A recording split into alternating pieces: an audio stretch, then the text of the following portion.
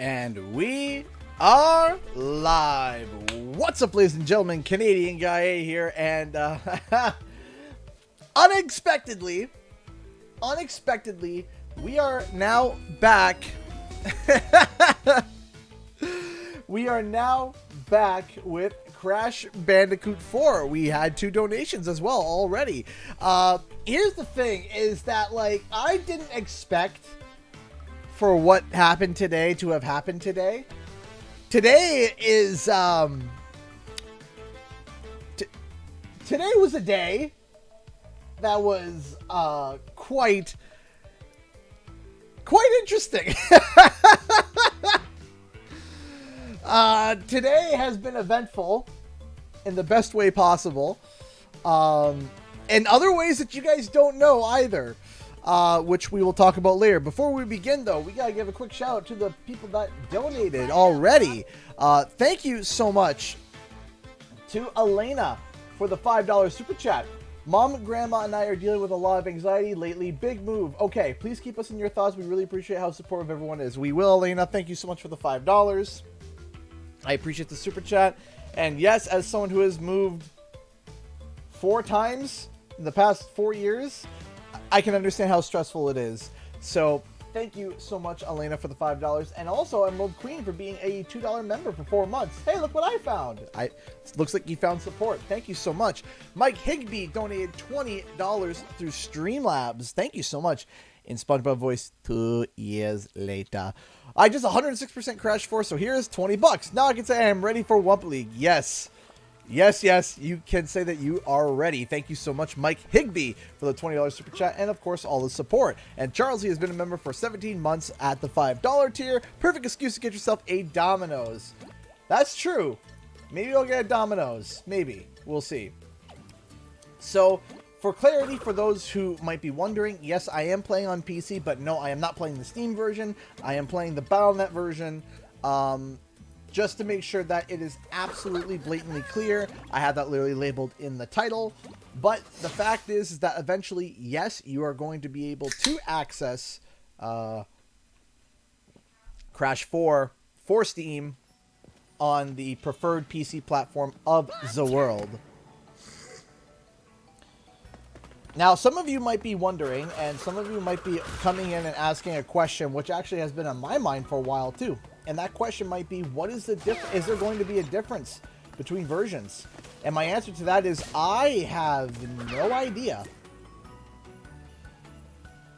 I have no idea. And you would think that I would know, but I don't. I have no clue if there's going to be any difference at all. If there's going to be an update that's going to go out for the Steam version and for the console version, or the Battle.net version. I don't know if Steam's going to have exclusive skins. I have no idea. I have literally zero clue as to... wait, I gotta wait for... I've seen the Mario movie? Absolutely I did, and it is absolutely amazing. Is it this one or the next one? I think it's the next one that has the secret box. I believe it's the next one. Yeah, okay. We should be fine.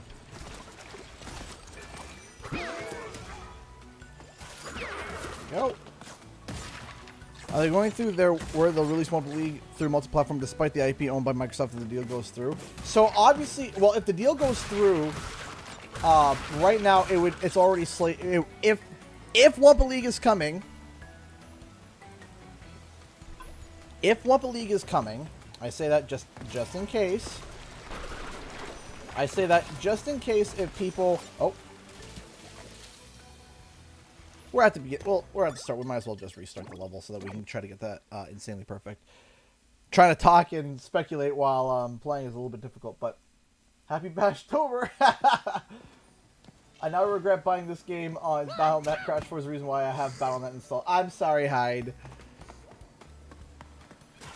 But the point is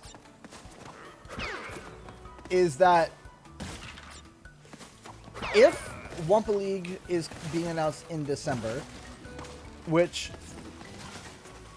I mean, I think so. I think it lines up pretty darn well with hard to focus. I think it lines up pretty darn well it lines up pretty dang good with that concept of it coming in, of it being announced on December 8th. If that is when Wumpa League is coming out, I would believe that it is not going to be exclusive to Xbox, because if it's being announced, okay, and here's how I'm going to say it. Here's how I'm going to say why. The reason why is because this game has been in development for a long time. It's been in development since, at minimum, 2019, right? At minimum, which it could be longer, but at minimum 2019. At that point, the Activision Microsoft deal wasn't even remotely on the table at this point. Hey, jump button!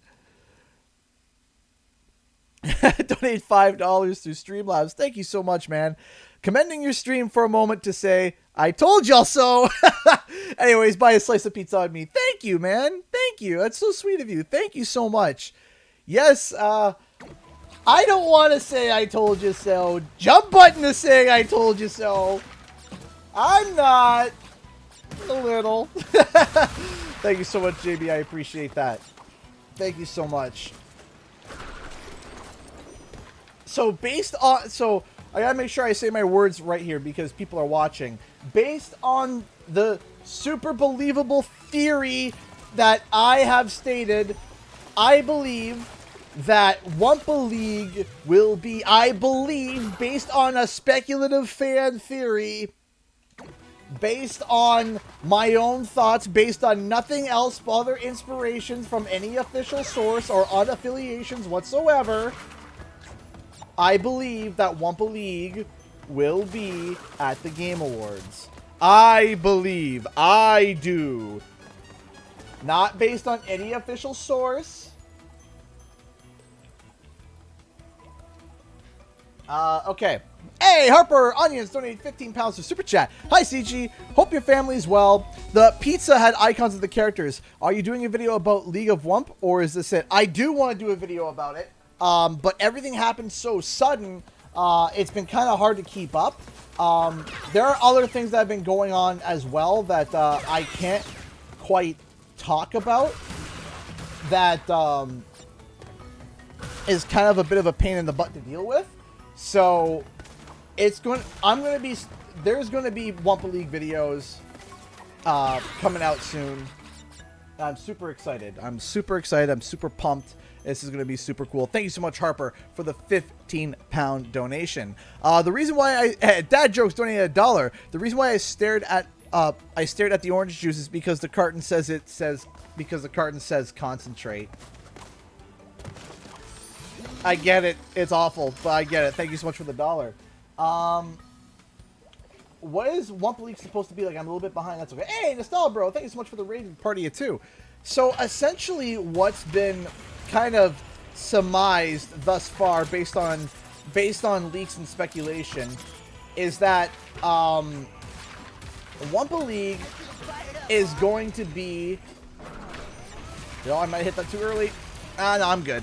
Cool. Wumpa League is supposed to be basically a free-to-play, team-based. I don't want to say a battler. It's objective-based battler, I think, and it's online. So based off of what Jez said from his leak, Wumpa League is supposed to be a free-to-play brawler. It's very strange, and he describes it as nothing that he's ever seen before ever. So it's kind of an interesting, I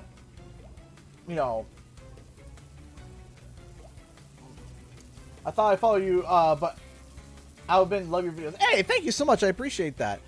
I appreciate you supporting the channel. The Jerko Man Gamer has been a member for 3 months. ACG, glad we know Crash is going to get an announcement. Hopefully Spyro does one day too. Also, my birthday's on Tuesday. Thank you so much. I appreciate that. Did I miss one on the rail? Did I? I might have. Ah, darn. Oh well. We'll come back to it later then. So about Spyro. The funny thing is, funny you should mention Spyro. And the reason why I say funny you should mention Spyro because I was actually working on a video that is approximately half an hour long. Half an hour long. And then everything with that package came in and it kind of stalled the video. But to give you a quick sneak peek, I, as a Spyro fan, oh, I didn't realize that was, I went over to talk. As a Spyro fan, I wouldn't be too concerned right now. It sucks, but if you think about it, and I'm going to pause this just so that people can quickly understand. Wumpa League was initially supposed to come out in 2021. And it's being announced at the end of 2022. We don't even have we're theoretically saying it's going to be announced at the end of 2022. The thing is that was an entire year of a delay. So what do you think happened with all the other productions that everyone else has been on?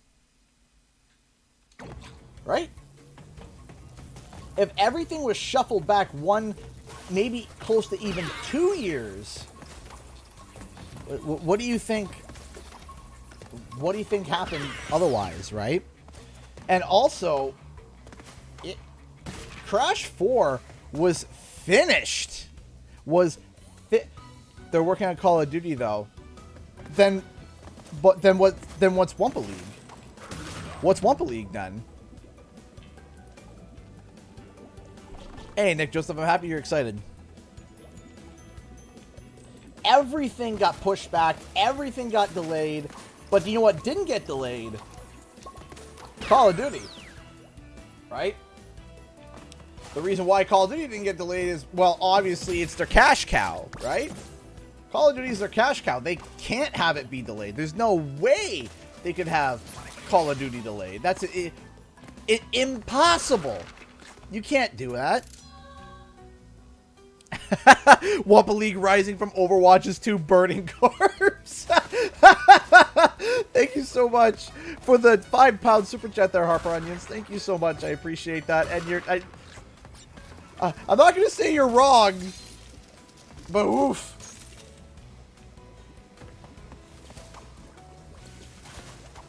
Ah, come on. There we go. Which worker is developing on Wumpa League? Toys for Bob. Toys for Bob is. You can work. The thing is that a lot of people don't realize is that companies work on multiple projects at the same time. You have to realize that some of these companies, they especially like Beanox. Goodness gravy, Beanox works like on... Oh, I messed that up. Allegedly. The thing is that from what... Allegedly, right? And also, too, Call of Duty is still experiencing delays because 2023, COD 2023 has already been basically confirmed. I don't want to say confirmed, but basically has been confirmed to essentially not be having a premium title come out in 2023. Right?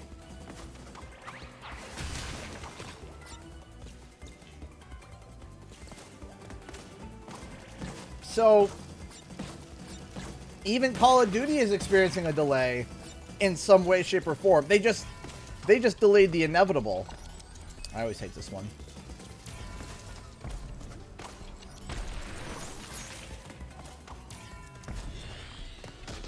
We're good.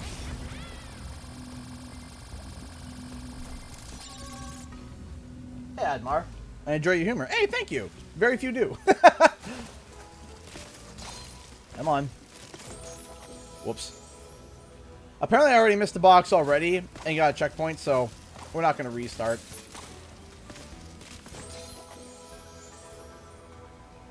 Okay, let's... There is a faster way if I was doing the time trial. I should have just slid through and it would have been a lot faster. You can say the music is chill. Yes, I could say the music is chill, definitely. I gotta come back that way, right? So we gotta wait for this to go through. I'm a little rusty on this level. It's been a little bit since I played this level, so you must you have to forgive me a little bit. Got it. Oh, I don't have a Cocoon Walk. When I detonate, that'll be fine.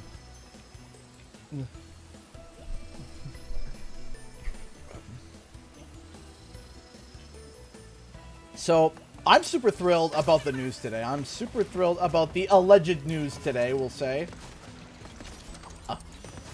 Alleged, totally unconfirmed news today. Allegedly. The alleged, unconfirmed, alleged news. Oh, goodness.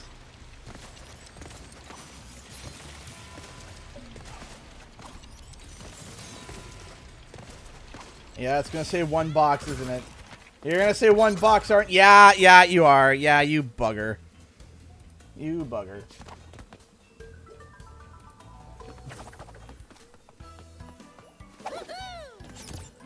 Yeah, no, hey, Drat, how's it going? What here is basically what Jez said. It's built on a platforming core with brawler elements and various team objectives. Brawler herein meaning attacks and specials. Yeah. Based off of what Jez said. How you doing, Drad? Ah, yes, Bear's repeating.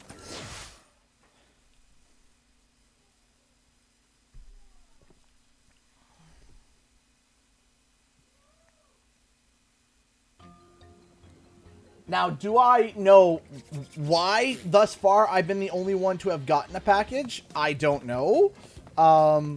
Maybe everybody thought for some reason that it wasn't worth reporting. Which I don't think. I know it's TwitchCon this month and Comic-Con, so maybe all the reporters that this week. So I'm wondering if all the reporters that currently would cover this stuff is currently there. I don't know. But then why haven't any other content creators gotten it? Again, I don't know. Oh, shoot.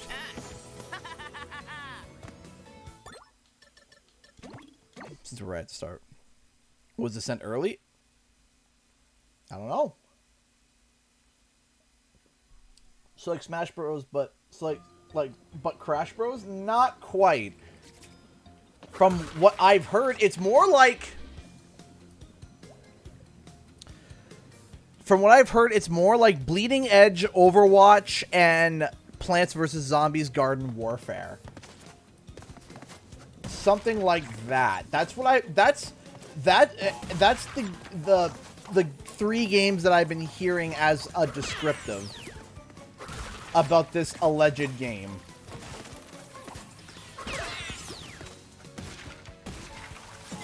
Every time that we heard Jez talk about it on a podcast, he hasn't been adding, he's just kind of been clarifying a bit about it, kind of giving a little bit more detail about what he allegedly saw.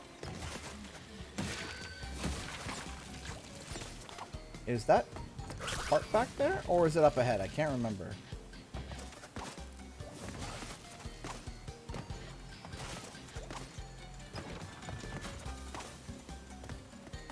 No, it's not there. It's up ahead. Okay.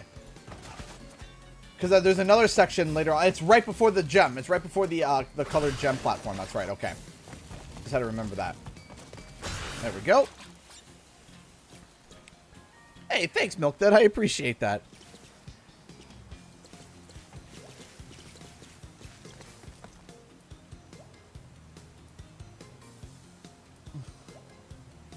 All that is free to play? Heck, yes, it's free to play, apparently. That's the, allegedly. Allegedly.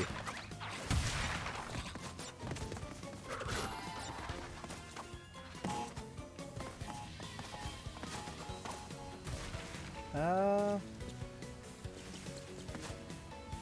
do this, you have to stop, do a little spin, there we go.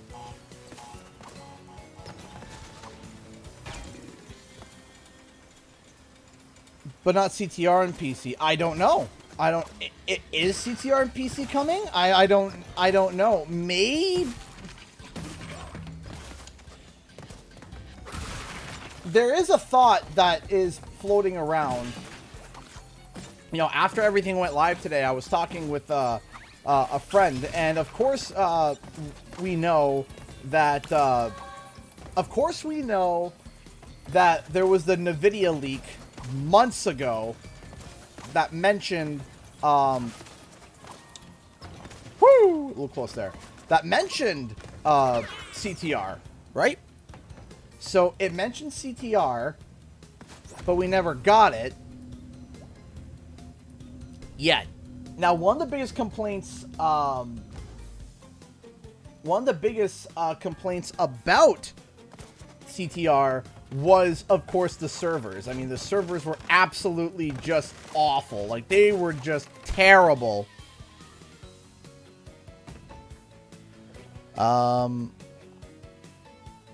Wait.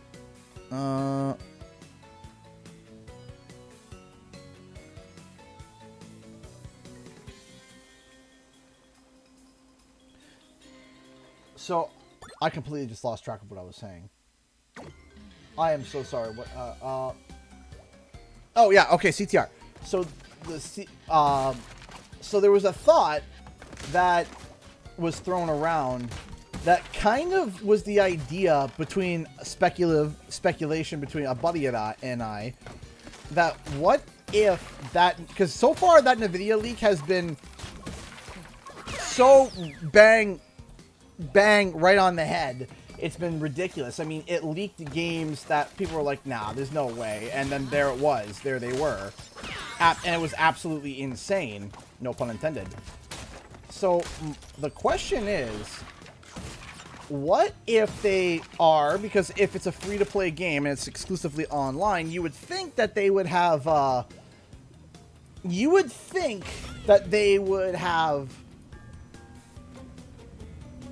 really good servers dedicated to Wumpa League, allegedly. You would think that they would have really, really, really good servers.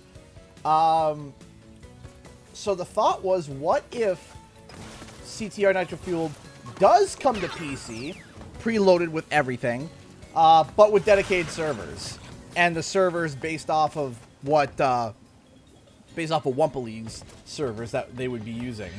Now, that's not my idea. That's my buddy's idea. He's in the chat right now, JB. That was his idea, and I really liked that idea. I was just like, maybe? Because that NVIDIA leak has not missed yet. So far, it hasn't missed. Oh, why is... Oh, yeah, so I have 2 mods activated right now, for those who are wondering. I have one mod...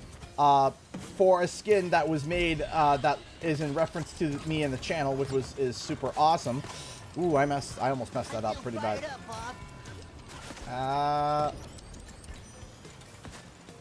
On.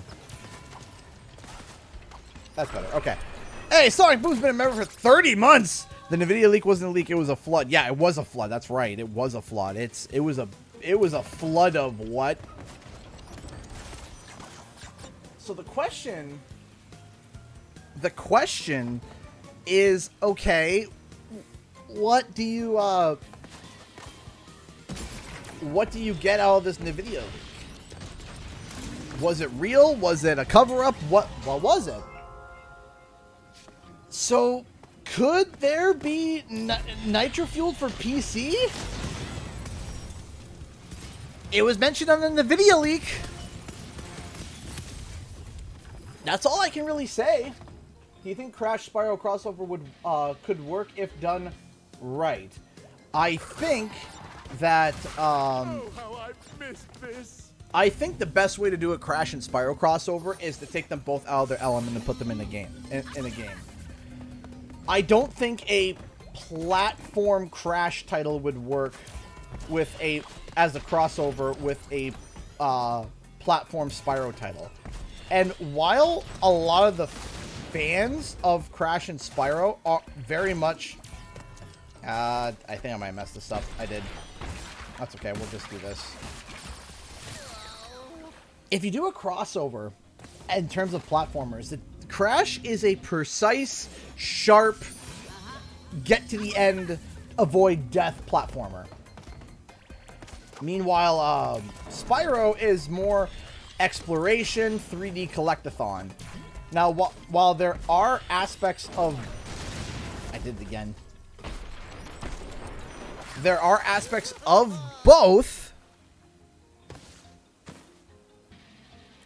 If there are aspects of both, it still doesn't quite work.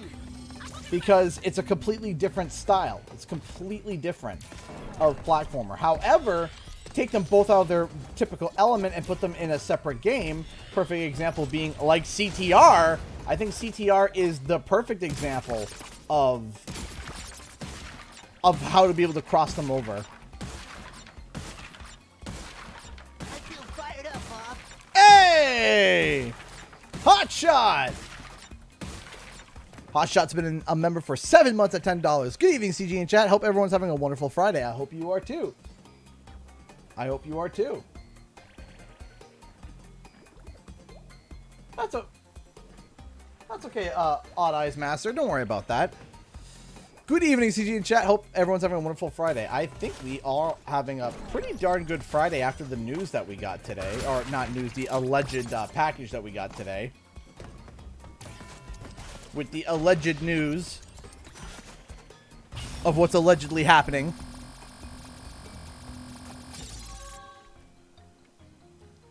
I did see the teaser for the Super Mario movie, and you know what? I gotta say, I'm impressed. I'm noticing there's a lot of people here tonight, so maybe if you're new or not, hi, I'm Canadian Guy A. If you're new here, I talk about Crash and Spyro mostly, but there are other games that we talk about, from Jak and Daxter,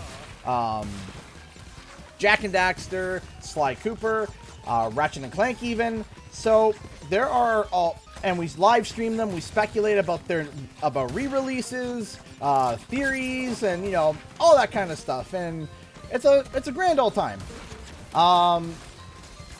So if you don't know, before I started to do YouTube, I worked in animation. I worked as an animation QA, kind of. That'd be the best way to do it.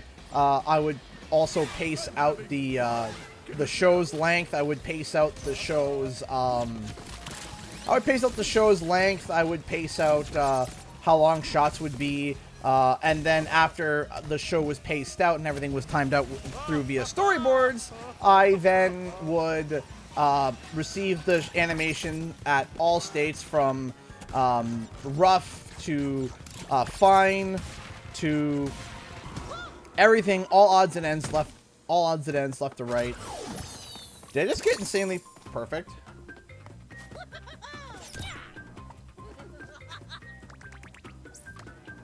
Heck yeah! Insanely perfect on Bears repeating while trying to talk and trying to explain everything. So anyway, that's what I used to do before YouTube. And the cool part is that watching the trailer for the Mario Brothers movie, absolutely insane. Absolutely insane. I really don't got a lot I can pin on. My only problem with the Mario trailer is it should have been longer with more of Chris Pratt Mario. Crash Bandicoot. It's about time. It didn't give enough. This is going Hey, Impactful TV. like the Hey, old Canadian days. Guy. How's it going? Except How's it going, this Impactful TV? time, everything will go according to my plan. Can't wait for the alleged reveal for the alleged game that has allegedly been allegedly teased. Allegedly. To my Sonic Boom, that is literally the perfect description of what's going on. giant deadly missiles.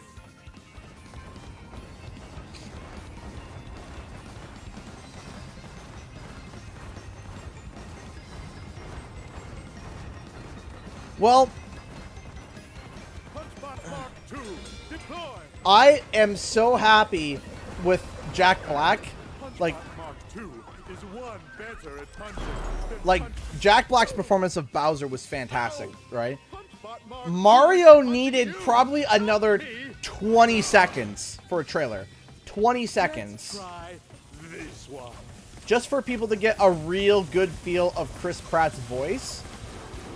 because I don't feel like it was... I feel that there's a lot of big judgment towards Chris Pratt's take on the character, and I feel like it's a little bit unfair because they didn't really play a trailer that gave enough to really give enough of a judgment. And I think a lot of people are like, oh yeah, it's just Chris Pratt's voice. I'm like, nah, there was an accent in there. And there was an accent. There definitely was a little bit of a slight Bronxy accent there to it.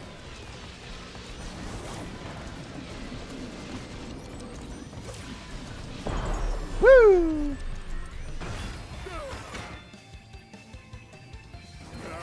Well, if you won't play fair, then neither will I. Oops. Did I do that? Well, allegedly, yes. Allegedly, yes. I do believe that Toys for Bob is the team working on the new Wumpa League. I do believe that that is what's happening. I do think that. I wonder what happens if I hit all the buttons at once. Okay, let's see here. Feel the wrath of Cortex.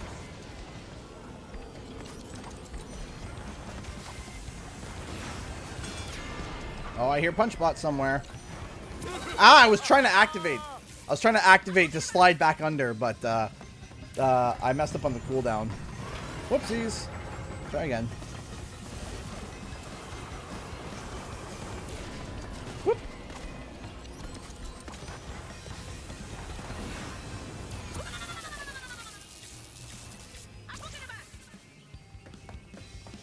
If it didn't have Kapunawa.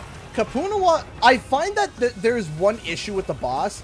These missiles are kind of glitched. I feel like they're literally like you could get nailed square on the head by one of them and not die. And then other times it could land like 3 feet from your feet and you're dead. And you're like, all right, I guess.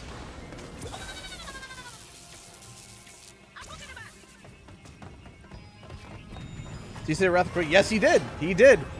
Feel the Wrath of Cortex. That is 100% a Wrath of Cortex reference.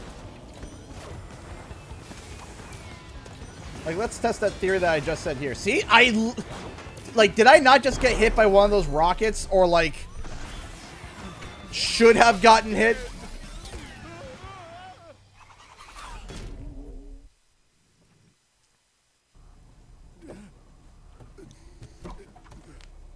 Blasted Bandicoots. Talk more about animation, please. Keep going around and around like this. Tell me, Crash, is this all there is? Forever? No. No.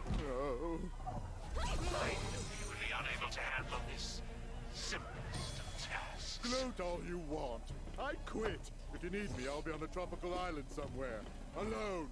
How fortunate. You see, I no longer have needs for our alliance.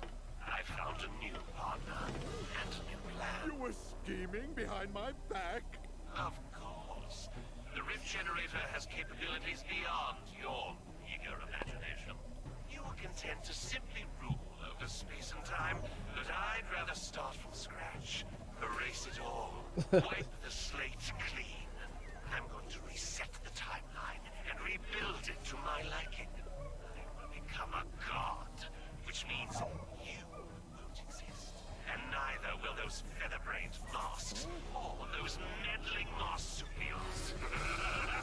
Wiped from existence by that pompous peacock? I'd like to see him try after I shove that tuning fork up his... But not if we get to him first. That was my favorite Appears moment. We have a common enemy. Perhaps there's a way out of our endless cycle after all. Huh? Okay. Absolutely love that cutscene. One of my favorite cutscenes. So more about animation. So anyway, looking at what the Mario movie was like, a big thing that really brings a animation together like that size is compositing.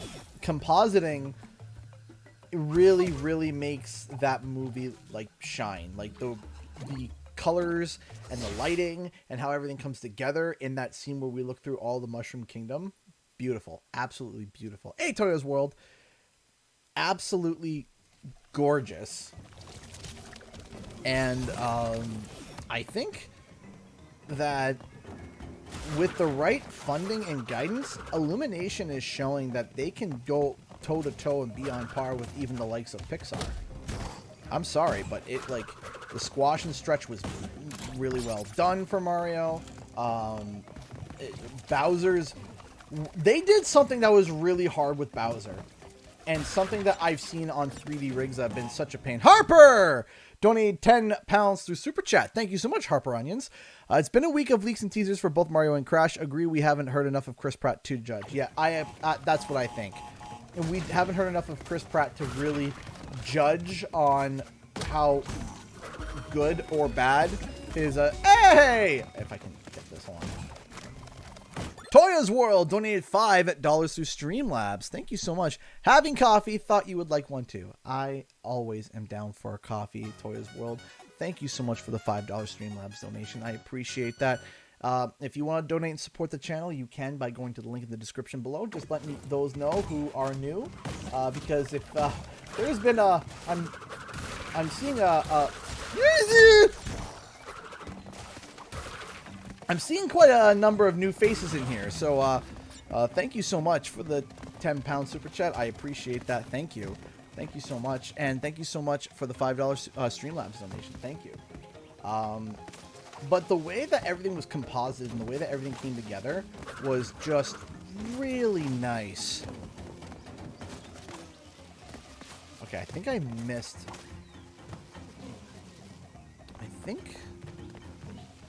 Hey, Gammy, how's it going? One second, hold on. I think I missed... Oops. Okay, let's not mess this up. Doesn't have to do this all over. Did I miss a box? Yes, I did. Haha! I knew it. I knew it. Now we're just going to take this just nice and slow. And when I mean slow, I mean just run right through it as clean as possible, I guess. Okay.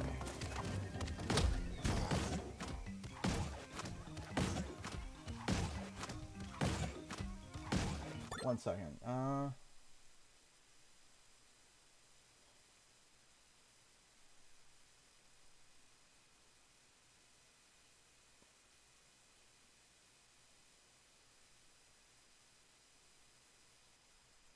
Okay, let's go back to here. There we go. Sorry, I have to keep certain windows up for while streaming.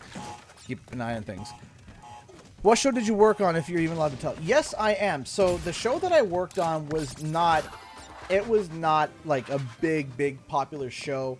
The studio that I worked with while working on that show... So the studio I worked on was split into two productions. There was VFX, and then there was animation.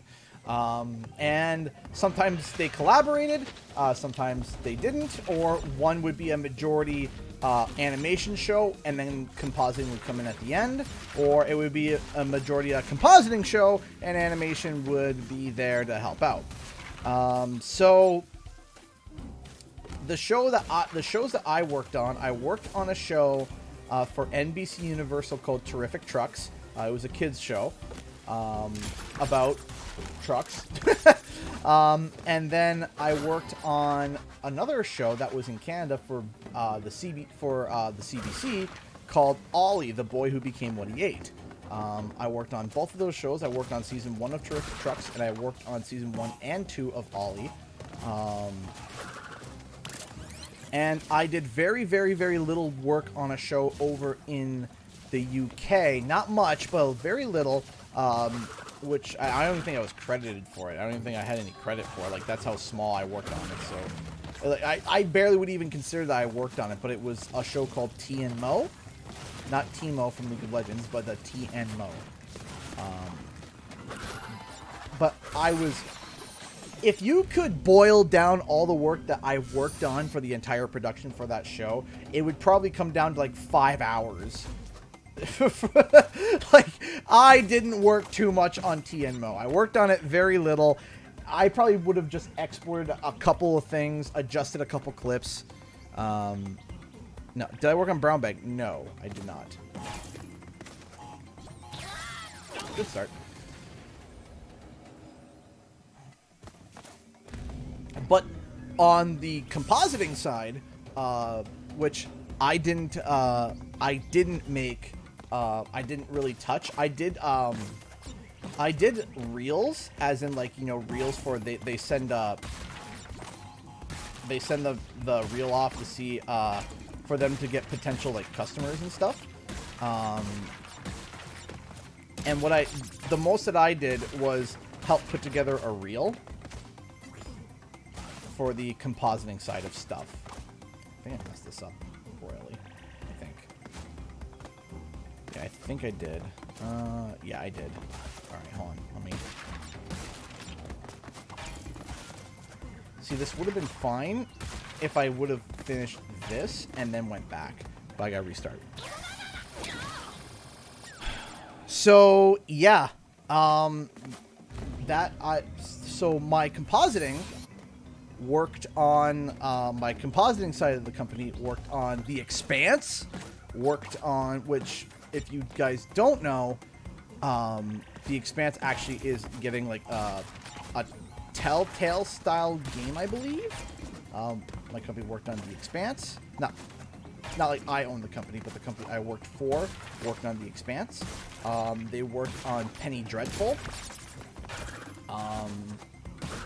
which was like, I guess, kind of like a Victorian female Sherlock Holmes, I believe.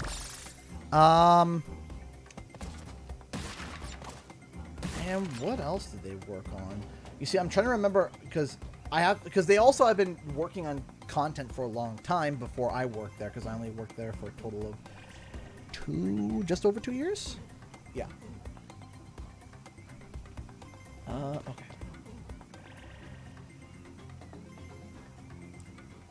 Just gotta remember how to do this part.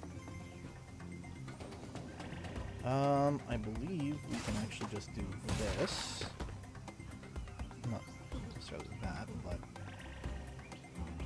yeah, no, I've actually worked in the industry, and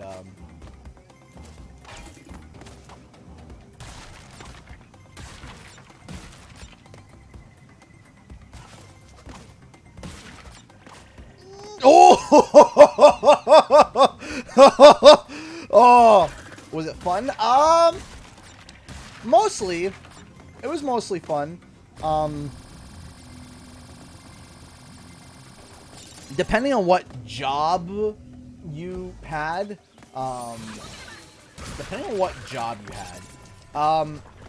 because I was the editor, editors are seen at animation studios sometimes as kind of, I don't want to say by and large, I don't want to say that, but depending on the studio that you're at, you can be treated really well or kind of just meh.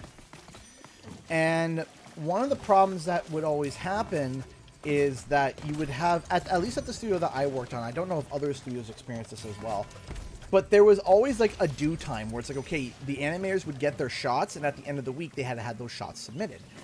It might be 3 shots in total, it might be 10 shots, but they're small, whatever. Well, what would happen is as the shots were finished, they would get sent to me.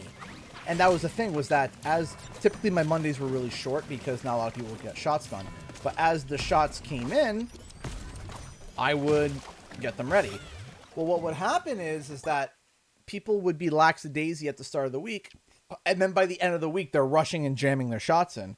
And what would happen is that a delivery will be at the end of that day, and everyone would jam their shots in at like 4 o'clock and leave at 5.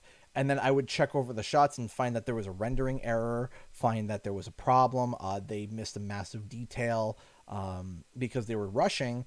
And then you have to tell the director, or in my case, the head of the studio, hey, I can't get this edit to you.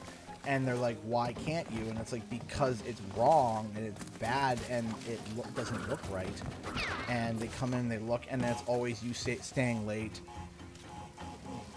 it's you staying late trying to get everything done while the animators went home at 5 o'clock. So that was something that was really, really annoying. That was something that was really frustrating and was a complaint not just by me but by the other editors too. There was like a total of technically 4 editors in total, but 3 in the editorial department. The other person that was kind of like an editor, he was the not the why do I think property manager? He's kind of like the guy who operates like the floor manager. He had editing experience, and whenever there was something that needed to be edited and our hands were full, he'd be able to jump in and do it. Animators are like that, because I am one, yeah. And there would be some animators that would stay. There would be some animators that would stay late, and that was great. That was awesome. It was fantastic. Meanwhile, others would, as soon as, you know, they would stay late, as in like if on delivery days, which was something that I was very grateful for because, you know, and then there was some. Really? I missed 2. Where? Oh, I had no idea, Harper Onions. I never watched the show, so apologize. I had no idea. And it was frustrating for me because it's like, okay, but then sometimes people would get angry with me, like, okay, why are you having me stay late? It's like, well, the delivery is now. I need to have this now, and you forgot to enable the layer with the spaceship on it. So the characters are floating in space with no spaceship. You forgot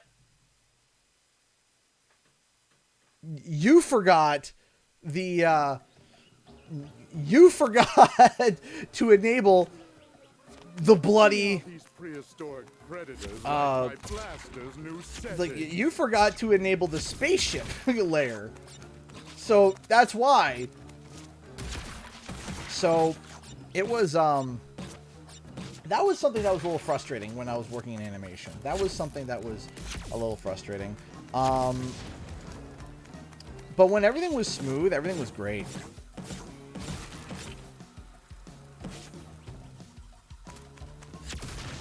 But it's true. It's like, hey, man, like, you did. And if it was like the rough cut, it wouldn't be bad if it was like, oh yeah, in the background, in the window you can see a character, and then when we cut to a punch in, the character was missing. If it's a rough cut, whatever. For a rough cut, whatever. We'll just make note of that. We like for stuff like that, and it's like I said, it's just a rough cut. Whatever. Oh, you know, we'll just say, oh yeah, on the next cut, we'll make sure to have that character in the background. That's it, because it's a rough cut, right? But we've had some things like try to go to initially go to delivery that were just like, we're about ready to deliver, the animators leave, and we look, and there's a massive gaping detail missing, and we're like, what the heck? And the animator that worked on the shot is gone. So it was just like, okay, great. Awesome.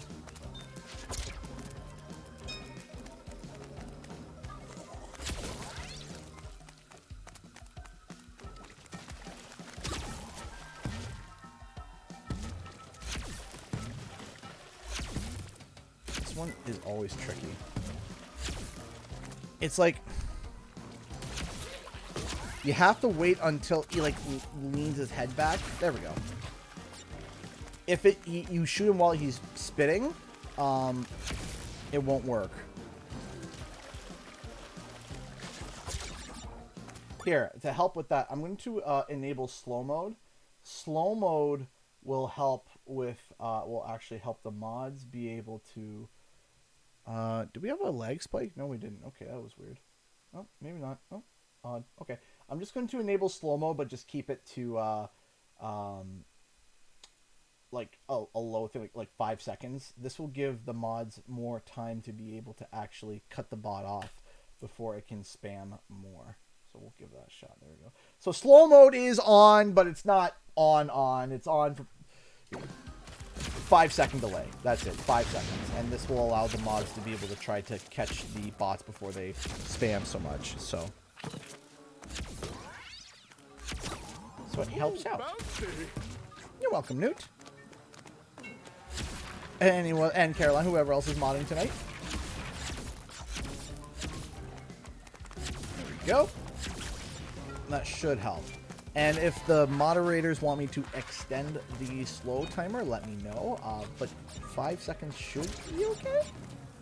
They might get 1 or 2 messages in, but that's it. There's nothing that we can do, unfortunately, with bots. Bots, they're in the internet space. There's nothing we can really do about it. It's not something that we can do, you know? Yeah, you're welcome, guys. And there we go.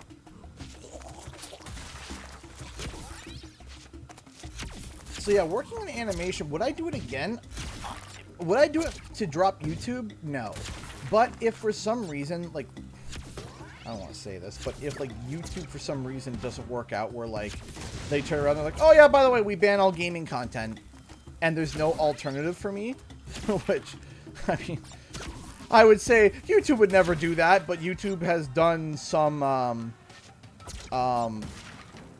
things of questionable intelligence, so I don't want to jinx myself. So as long as YouTube makes it viable for me to be able to keep doing this full time,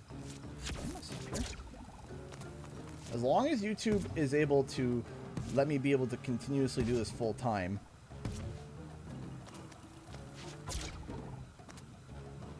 oh no, that's right, you gotta go this way.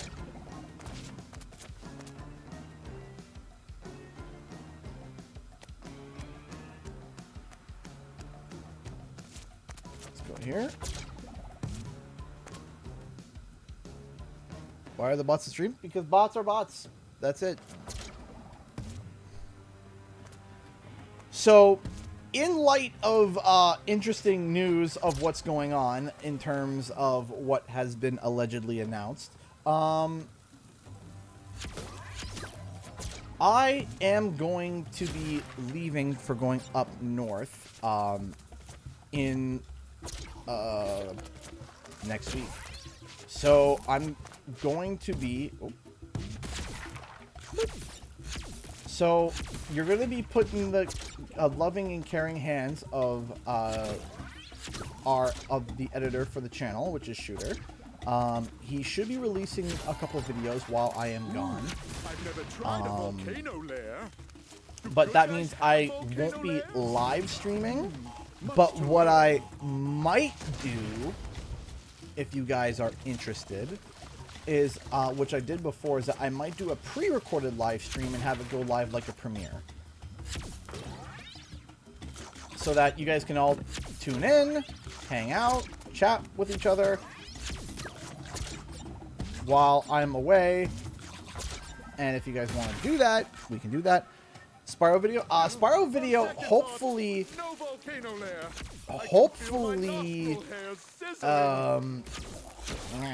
Spyro video, hopefully before I leave, because the Spyro video that I have set up is absolutely just massive.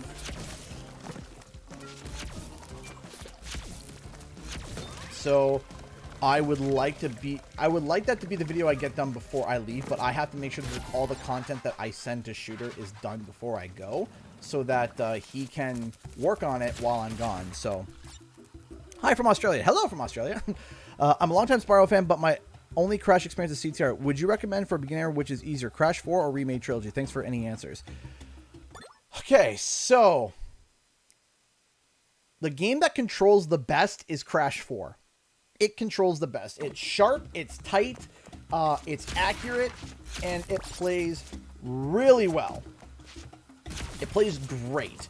And in my opinion, in my humble opinion, it is the tightest controlled game in the entire franchise.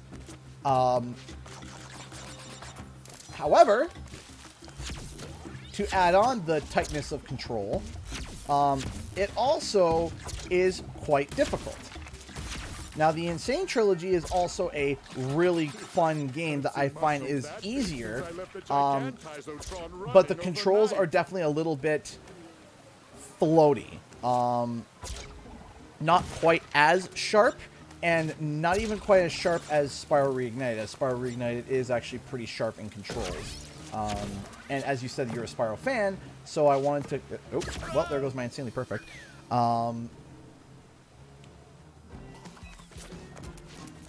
So, But Crash 4 also introduces a really fun mode, which is the mode I have on just for relaxing right now. And it is just a modern mode, which is there are no lives. You could die 1,000 times in the level and you won't get a game over. Right? You can choose that, and later on you have the option to choose to do that.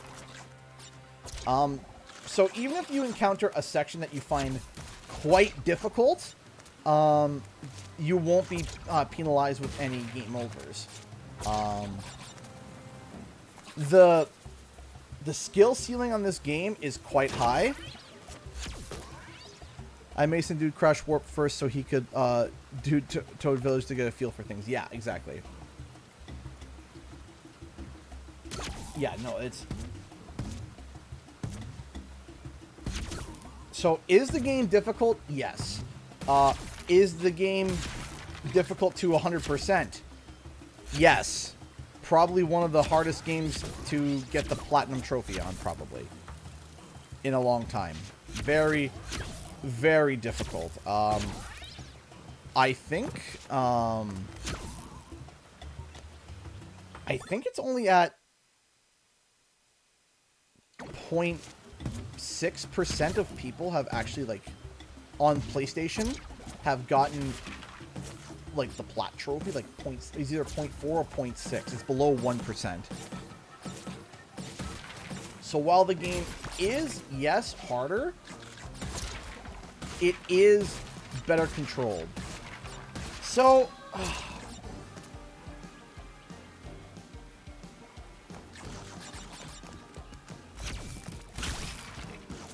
trying to think. Did I miss one again? Are you serious?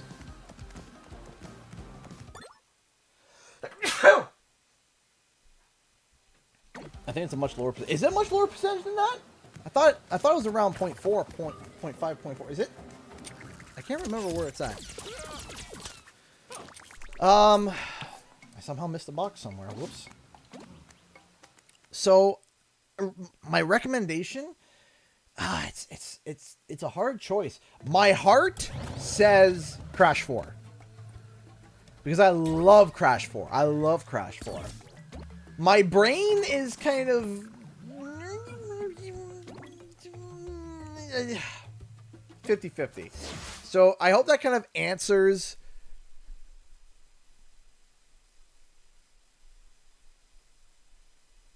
You know what? That's right. If the game came up for free, a whole bunch of people would have started and it would have crunched the stats. You're right. You're definitely right, B-Jazz. You're 100% right. Maybe we'll take a look after the stream. Maybe we'll pop up the PS5 version and take a look to see. Maybe we will see what it says. Or just get both. It looks bloody beautiful. Because it is bloody beautiful. It is bloody beautiful. One of the things that they also add, which this by itself is a game changer. I have depth perception issues. I have really bad depth perception issues.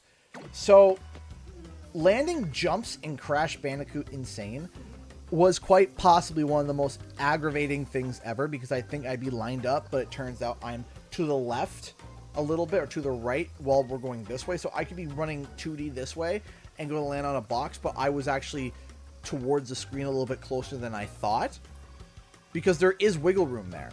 So they added this shadow. You see this white ring under a yellow ring under Crash? It is quite literally a depth perception to give you an idea of where Crash is going to land. And it is so good. It is so good because I can just pay attention to, like, okay, I jump. I just look at where the yellow dot is going to land. That's it. That's all I need to do. I don't need to, like, I know, yeah, I'm going to land on the box. I'm going to land on the box. If you don't like it, you can go to options and you can turn it off. You can turn it right off. You can turn it right off.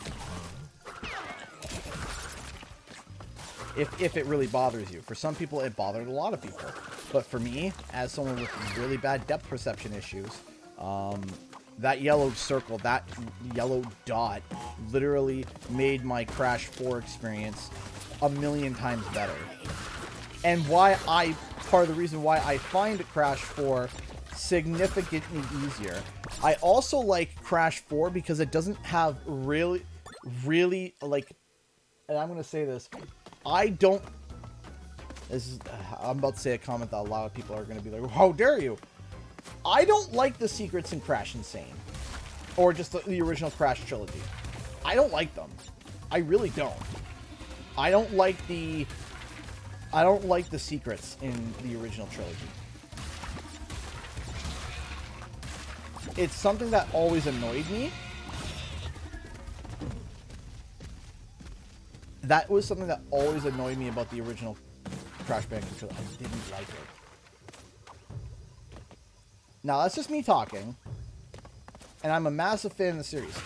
I did not like the secrets. In Crash 4, are there secrets? Yeah. Oh, well, yes. But they are not even half as bad. If you pay even just a little bit of attention, you can find them. If you do a little bit of exploration, you can find them. It's not like, oh yeah, you have to jump off a cliff without having any deaths at this point to be able to trigger the platform. Something like that. Hey man, thank you so much for the donation. I appreciate that. Thank you. Hold on. That's right. So there's a way to do this. Hold on. Ah, I think I goofed it. Yeah, I'm not going to get 100% on this one. Alright, so we're just going to do that. So we lost our Insanely Perfect. That's fine. You know what? There's a better way to do this. Thank you so much for the 300 ISK. I don't know the, I'm not sure what that currency is, but I appreciate the support. Thank you. There we go. That's how we do it.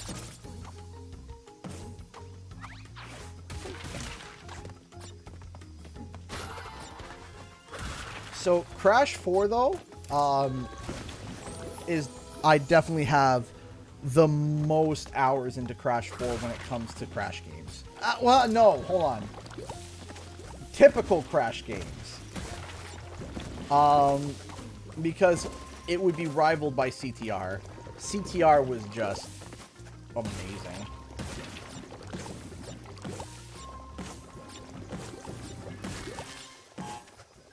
And I will cry if Nitro Fuel is the only CTR game that we get. And for the rest of all of our years, we get just typical regular Crash games. And while I love typical regular Crash games, nothing wrong with that, CTR was so good. With the Wumpa League or Crash 5 for the Game Awards? Oh, Wumpa League, 100%.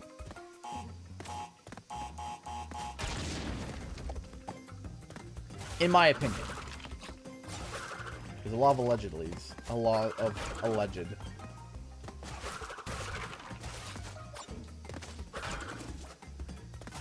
I personally think that based off the alleged news today, that Wumpa League will be at the Game Awards. Oof. You know why they removed the death clock from the game? They would have made my life so much easier. I want to know that, and that's one of the goals of the interviews that I want to. That was a question that I forgot to ask Lou, and you know what? That would have been such a good question to ask. And if I could, I would love to be able to speak to another developer. I'm trying to. I'm trying to get a hold of some stuff. There was something that I thought I was getting lined up, but it unfortunately fell through. And that's what happens. It happens. It happens. You know, things happen. It is what it is.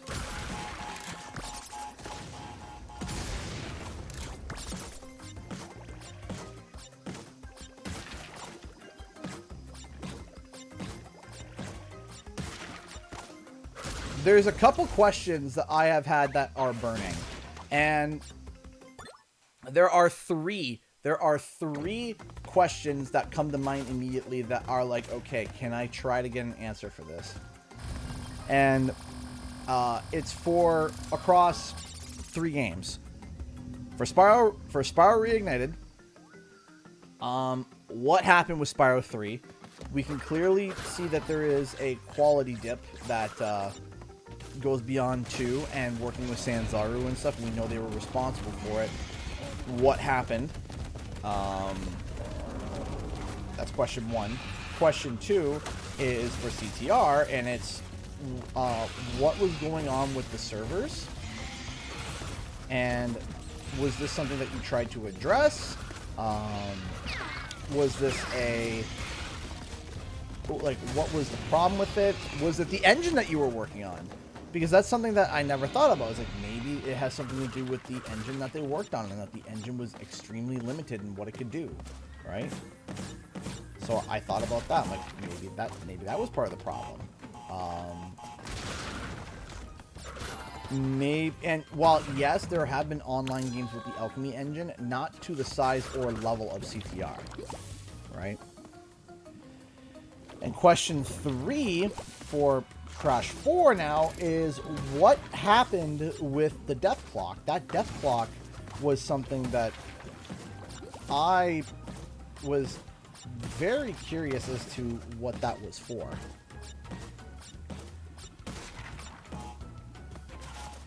And you know what's something that I would love, what would be the grail of amazingness that I know that I won't be able to ever get, but it would be pretty cool, was that there was something that Lou Studdard said, where they started off with the game being, like, the way that he said it, the way that it was kind of said, in my opinion, which, I mean, it's, if I remember it correctly, let me surmise that with that, let me preface with that.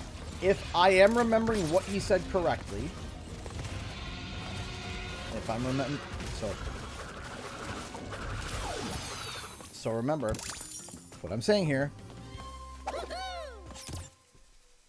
If I am remembering what he said correctly, Crash 4 was even harder than what we got now.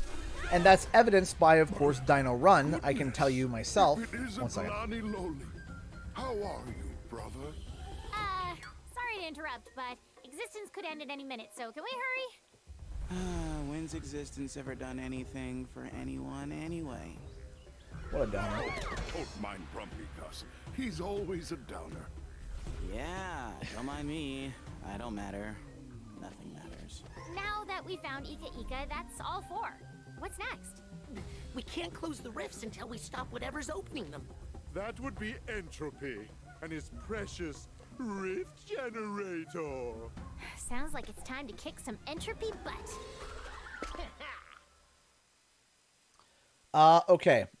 So, and I was wondering about that death clock, too. That death clock would have been absolutely amazing. Most questions I would ask would be sort of like, how many years have passed between 3 and 4 since Cortex and Trophy were babies in 3's ending? And why is Embryo on Cortex's side? And the levels and you would die, I would put you about... yeah, that, I mean, that would be absolutely amazing. That was, you know, that... The death clock would have been awesome. It would save a lot of time. It would definitely save a lot of time. Picked the rights a few years ago with one of your past vids. Hey! Alright, so let's go into here. But the thing that I would love to hunt down, the thing that I would love to get my hands on, that would just be absolutely mind-bogglingly amazing, would be if I could get a dev build. Dingo dial. Easy, chums. If I was here If I could get you'd be Cactus. He's with me. to get a dev build. Found him lost out there. Caught him up on the whole time-space, you know, thing. Yeah, just trying to get home. I was enjoying the retired life, see? Got it. Our bad guys had to change a heart too. Bad guy. Bad guy? Silence, whelp. But sir! You try my patience, Oxide. But No. I'm sure this insect knows how to obey an order. Entropy! Take your ship to planet Bermugula and be on the lookout for ships approaching the rift generator. We can't afford any unwanted visitors. At once, your foulness. You manage our affairs with such poise. Naturally, as do you.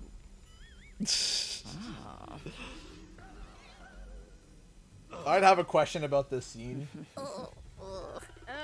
Barf. I mean, it kind of writes itself. Entropy is so self-centered that the only person that would ever be deserving of his romantic love is himself. So it just shows how just absolutely just how full of himself he is. It doesn't really need a question. It just kind of states like, yeah, this is how full of himself he is. So, all right, I will be right back. I gotta run to the bathroom real quick, so I'll be real fast. Be right back.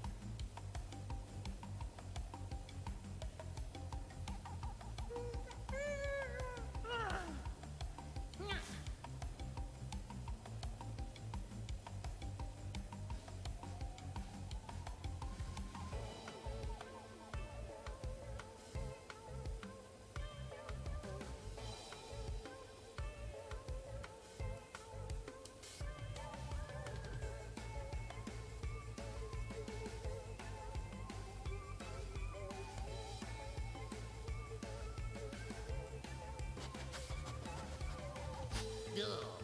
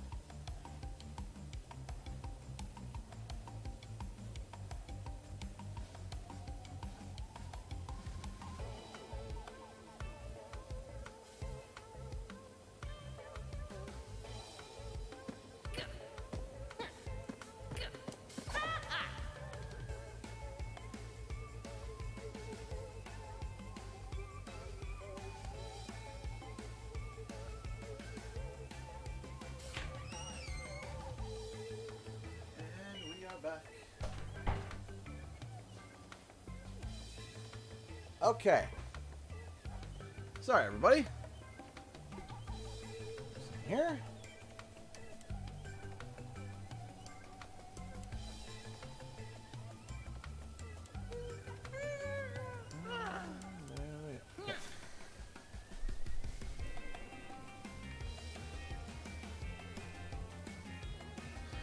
Ah, yes, I did lose track of something. I remember that. With Bowser, I know exactly what I was going to say. In terms of the rigging for Bowser, they did something that was really hard.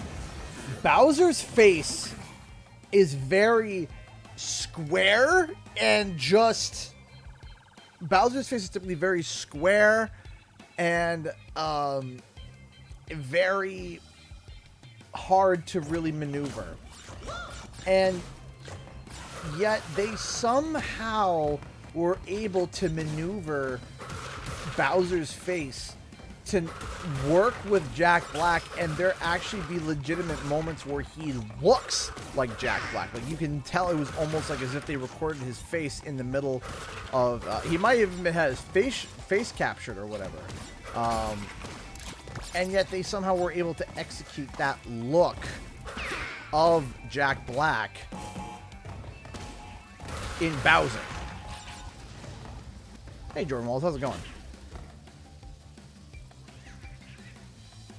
So each item on the pizza box, I will read. Total 205, total 403, 309, 105, 224. I don't think those have much to do with it. In my opinion, in my alleged opinion, because it totaled like 1243 or something. In my alleged opinion that nobody has confirmed as of yet, I think they just punched in a random number to be able to get close to $12 and then have a special that's on for $12.08 to make the total make sense. So no, that's just me talking. Allegedly. I am not saying that's what it is. I'm not saying that something happened today that has been forcing me to have to make sure that I am speaking a very certain way. I'm not saying that happened today. Alright? I'm just saying that everything is alleged until it comes out.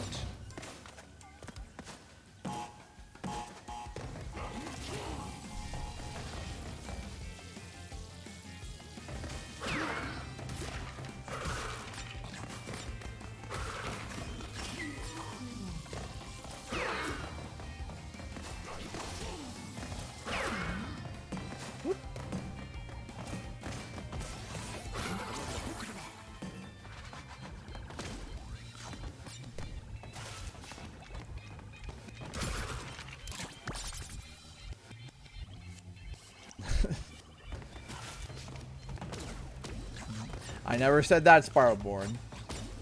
I never said that.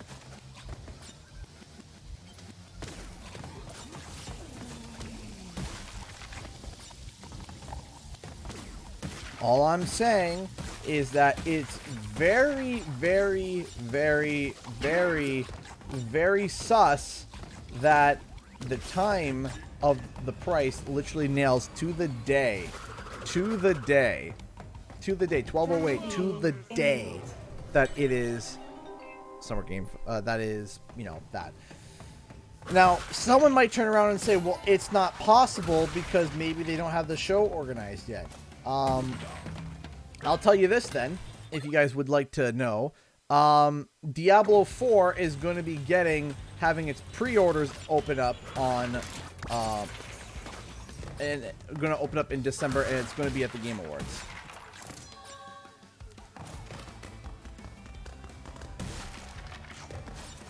So, and that was in a very small leak,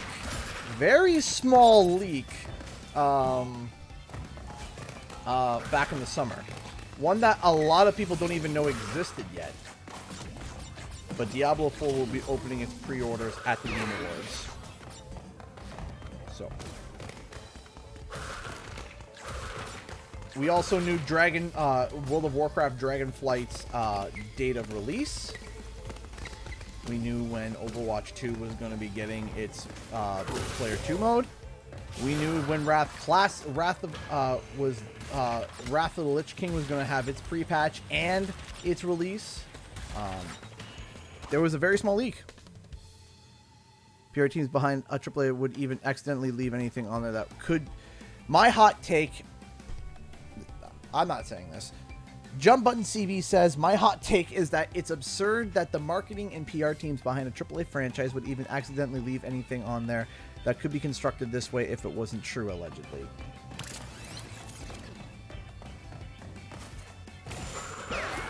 I mean, yeah, that is an opinion that I neither agree nor disagree with. Julie Liberty just donated $10 through Super Chat. Thank you so much, Julie. Happy Friday, CGN chat. I can't stick around long, but I wanted to stop in and say hello. Well, that is so sweet of you. Thank you so much, Julie. That is very, very, very kind of you. Thank you so much for the $10. I appreciate that. Thank you. Thank you. Thank you so much. Very kind, very generous. Thank you. Thank you so much. What happened to mods of the month? Simple. Lost of interest. So not on my end, but by people watching. I was watching the retention, and typically one of the things that I try to do as a content creator is I try to make sure that I am working on content that people are actually interested in. Even if it's a small niche of people, I try to work on things that people like to watch. And unfortunately, looking at the numbers and stuff for mods of the month, even the people that were interested in that stuff had lost interest in mods of the month. While I enjoyed mods of the month was a lot of fun to do. Unfortunately, it wasn't feasible anymore because people just weren't that interested in watching it anymore. I was watching the retention rates, and there were 3 mods of the month in a row that were released that just got worse and worse and worse. And I thought that there was a couple in there. I'm like, yeah, this one will be, you know, people are going to love this one. I know. I made sure that this one was like the best. It had its own nice little logo that a fan created. It looked nice. The thumbnail was great, and it still just flopped. And unfortunately, with content creation, if you want to be able to survive, you have to be able, if you want to do this full time, which it sucks, because there's everybody who's a content creator or who wants to be a content creator, they want their content, you know, some people are like, yeah, I want my content creator to make whatever they want. And unfortunately, that's not the case, unfortunately. If you guys don't know, this is what I do full time. So this isn't like a side thing for me. This isn't a, oh yeah, I do this on the side and something else. No, YouTube is my full-time job. It's how I provide for my family. And while it's absolutely amazing and it's great to be able to do a job just like this, oh shoot, I thought he was gonna hit the nitro box. I have to be able to also know and balance between, okay, what do viewers want and what do I want and what is the best cross section in between, right?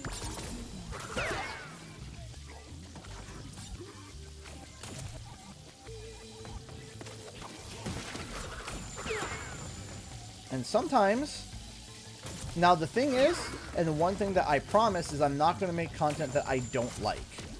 That's the thing. Is that the one thing that I want to say is that I'm not going to make something just because of all the views.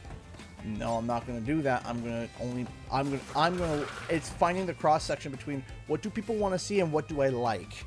And that's the cross section that I try to dabble in, right?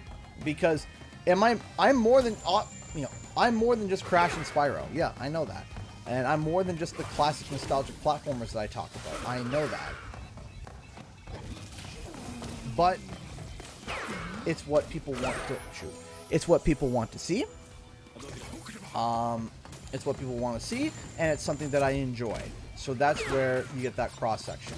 And it's the reality behind YouTube. It's the reality behind my methodology of YouTube. If I like it, but nobody would watch it, I don't post it. If it's something that everybody would like that I would make, but I don't like it, I don't make it. So it's finding that happy medium. And Fear the Red Chicken, hi there. And that's the thing, is enjoying that type of content and then seeing who wants to watch it and go from there.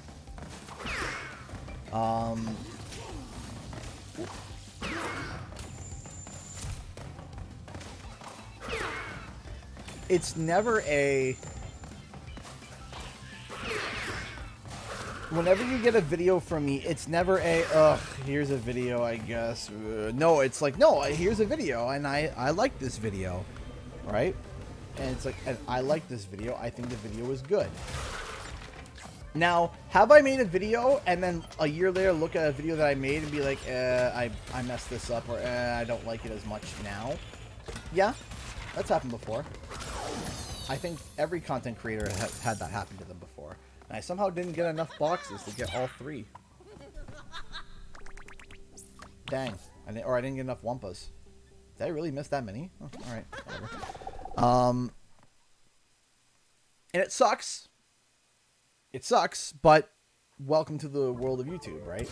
You know, unfortunately, even Markiplier has to, you know, even some of these content creators, like even Markiplier, he can almost do whatever he wants, but he still sticks to a niche, and it's on. It looks like we're en route to the rift generator, but we'd be a lot faster in that. What the? Tana? I'm not losing you guys in this dimension too. I'll handle this. But we're a team. Oi! What'd I miss? Why the mods not go fine? So I enjoy doing the mods, but unfortunately the viewer rate, boom, and it went down fast and hard, and I was unsure as to why. I was like, okay, why did it go down hard? And then when I stopped doing the mods, the mods, I noticed that around the same time, people started to make less and less mods for Crash 4. I have thought about making a 5 mods, 5 amazing mods for Crash 4. I'm playing on PC, but I'm playing on Battle.net right now. And kind of giving like 5 mods that are like super cool, that are great, that well, that was weird. Let me reset the level because it's checkpoints relatively close. The big thing is kind of just we can skip that too. Is doing a video that's like, okay, 5 mods that, you know, are amazing that you should get for Crash 4 if and when it inevitably comes to Steam. And like, for example, like I permanently have the Aku Aku Following Me mod. That's a fantastic mod. Absolutely love that mod. That mod is like just really well done.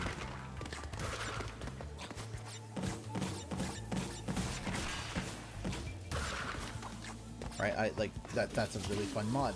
There's a couple other mods that I think are really good. I know that Sponge Bandymark made one that I had basically permanently on for a while.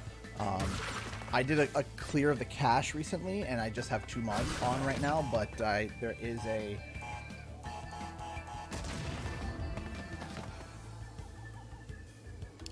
there's a a whole bunch of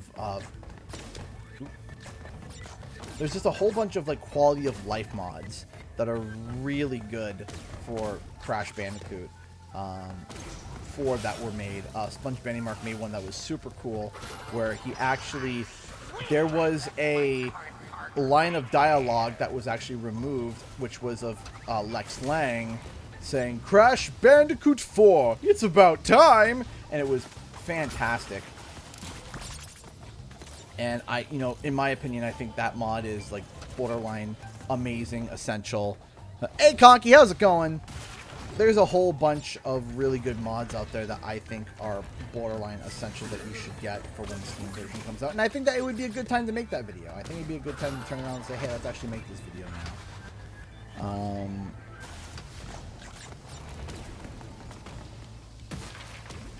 Because now that it's coming to the Steam version, I would assume that it's going to work the same.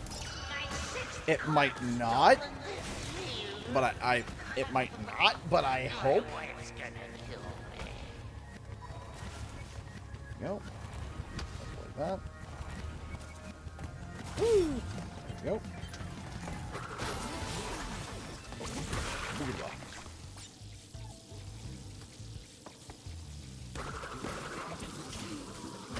As long as like the file formats are the same, it should be okay.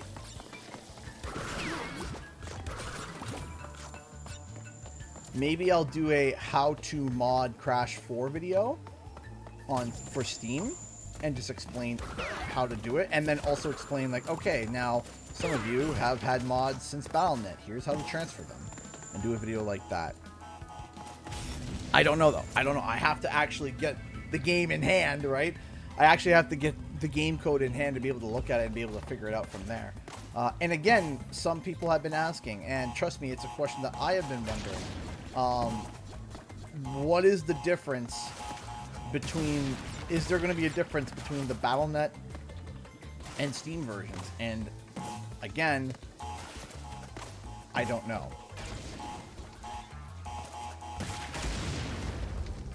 Again, I don't know. If I did know, I would let you know, but I have zero clue.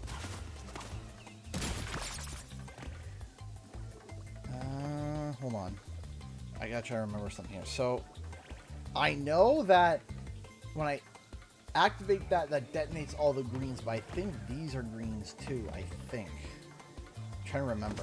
There's a bit of a goofy section here. Yeah, those are greens. Okay. So then we go like this.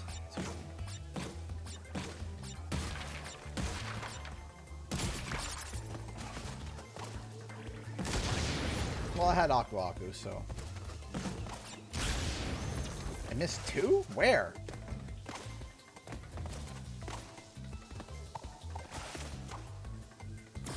Well, luckily it was the bonus area, so we can go back.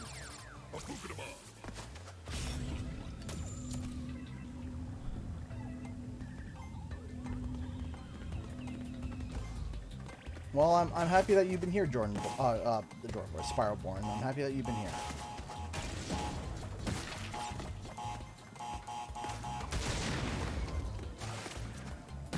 That's right, that stuff back there. So I gotta remember which one triggers that.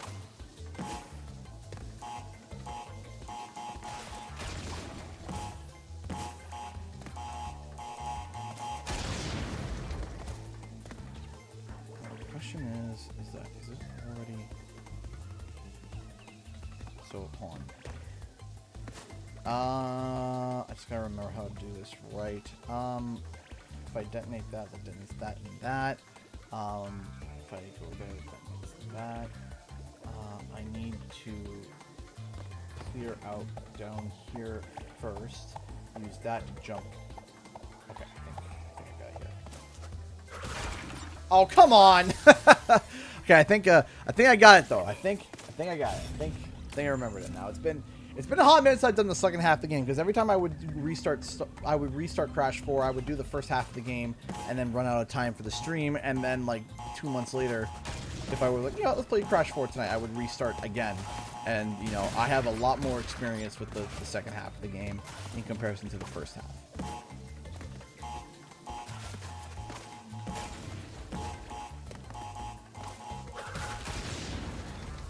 Okay, do that. That detonates that.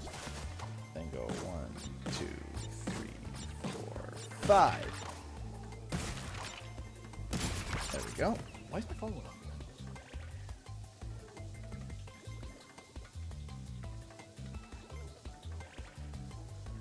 Okay. So now that we got that detonated and all done, I should be clear to do this.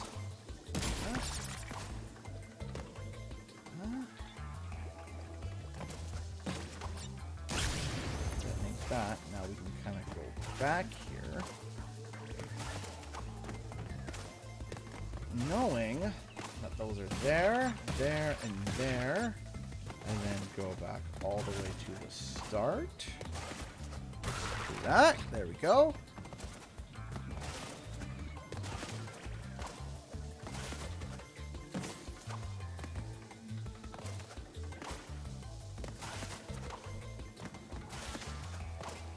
Got it. There we go. Okay. Took my brain a second to remember. Took my brain a second to remember. Go.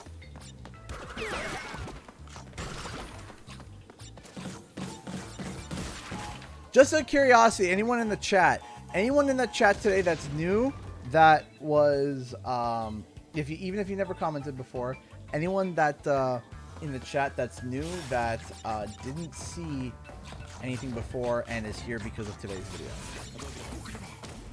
I am curious. I just want to see. If you're shy, that's okay.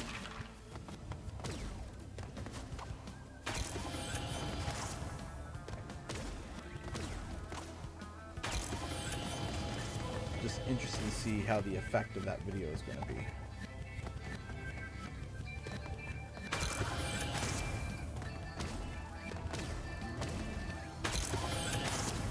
Go.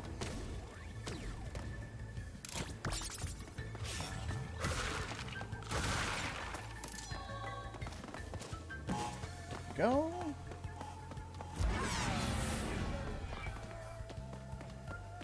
Here, make sure there. Yeah, we're good. There we go. Down we go. Down we go. Attention crew, asteroid field ahead. Buckle your seatbelts.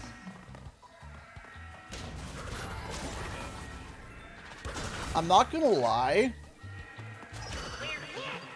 Unbuckle those. Ah, there goes my insanely perfect. At least I got the. I think. Well, at least I got the tape for it, but I goofed that up. I think just one. No, how do I do it again? Hold on.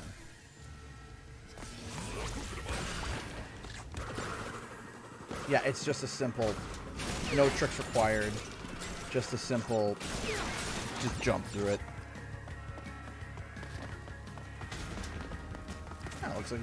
Oh, looks like tonight's the regulars. Well, how do you do, regulars? Thank you for always being in support of the channel. I appreciate it. Ah, almost the same. Perfect.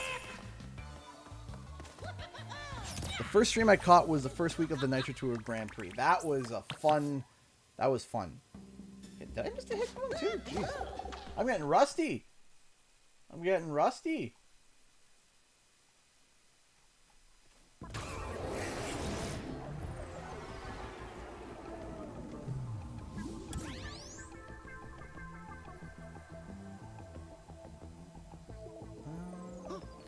Crash Bandicoot is still trending. Oh my goodness.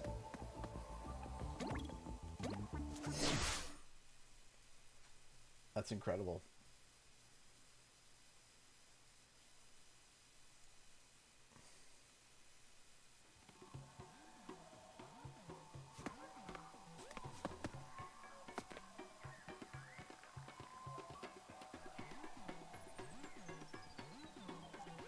There we go. Okay.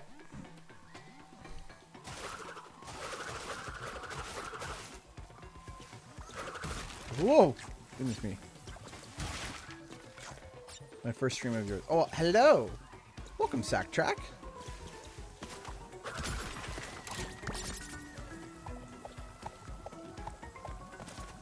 Oh yeah, they use it canceled. Absolutely. Toys for Bob is on their game. They know exactly what's up.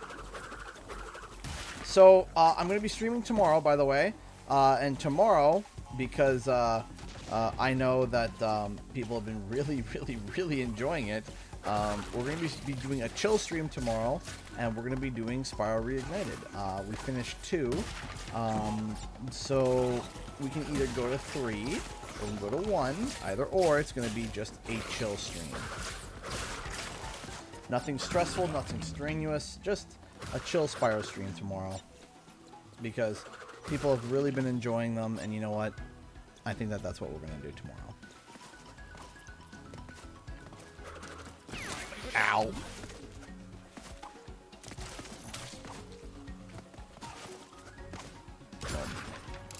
Boom. Usual 7 to 11 tomorrow. That's correct. Keen as a bean for the Spyro stream. Oh yeah.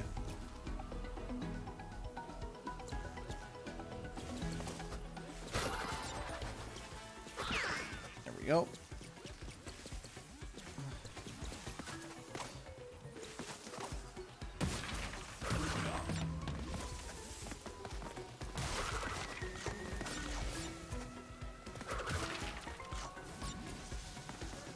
Craft fair tomorrow. Well, that's fine if you can't make it. I understand. However, there is a video that I'm going to be making, and here's the thing. Spyro fans should be happy about Wumpa League. They should be. The reason being is because the likelihood of Spyro getting in as a playable character is so obscenely high, it's insane. Okay? And if Spyro gets in, every Spyro fan should sign up and play Wumpa League and at least try Spyro. Oh, no, I didn't say that. And the reason why I say that is because if for some reason or another that somehow Spyro 4 isn't in development, which I think is wrong, but let's say it is. Let's say it isn't for worst case scenario. I messed this up and I missed 2 boxes. We're going to retry this area. Because the thing is that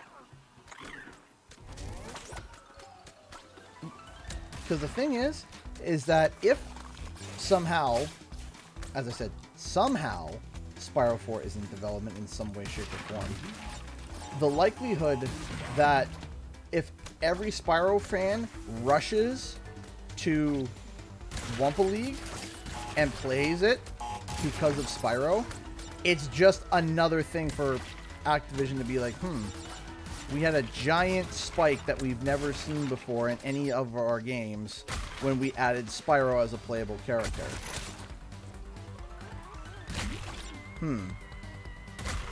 And then go from there. No, I didn't do the Dragon on one yet. Dang it. Dang it! Can't even get the 100% even if I wanted to. Well, shoot.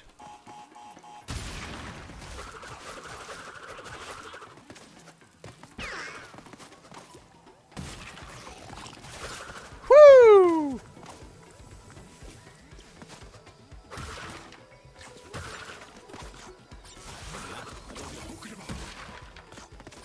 Yep. Are only here for Spyro. Absolutely. Some people are absolutely only here for Spyro, and some people are only here for Crash. Either or, right?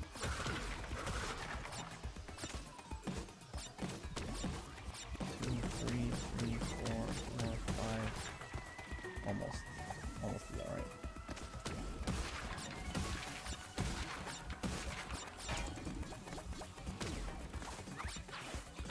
Nope. Don't need to go for that because Nitro will detonate that for me.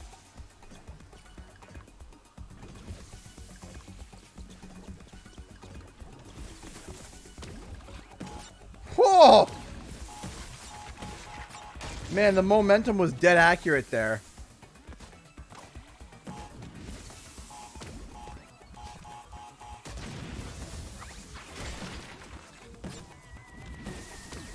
I think I'm also going to make a 5 characters we could see in Wumpa League video, because I think that's I think a lot of people wouldn't mind seeing that. There's already 3 that I can think of.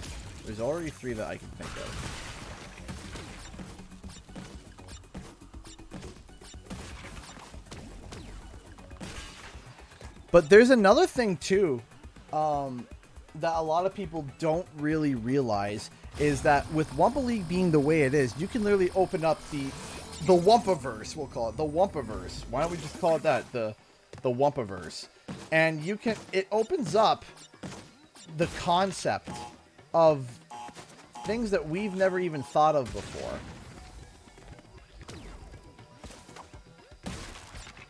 In terms of what or who could be in this game. right? And the thing is that you could literally have it lore accurate because of the fact that Crash 4 literally sets up the fact that we have the quantum masks, which can bend and adjust kind of like reality. They can travel between realities and dimensions and stuff, and time and space. So we could get characters like Crunch. We could get characters like Nina Cortex. We could get characters like Crunch, Nina Cortex, Megamix.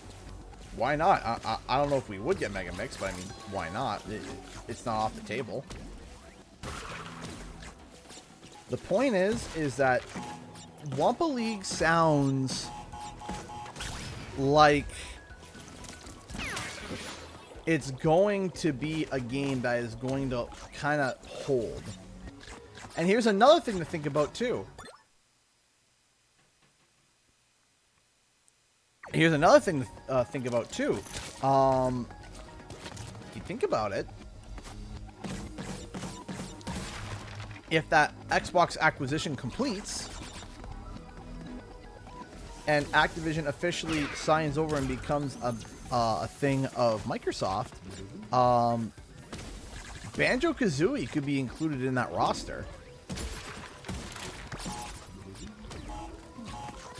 And then they could gauge the response of Banjo to see, well,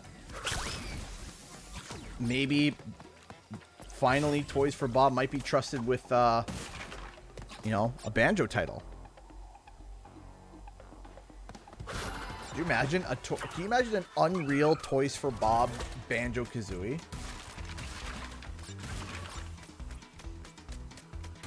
Think about that for a second. An Unreal Toys for Bob Banjo-Kazooie. And beyond just like a remake, like even just a sequel, like finally, you know, the Banjo 3E that people have been wanting, right?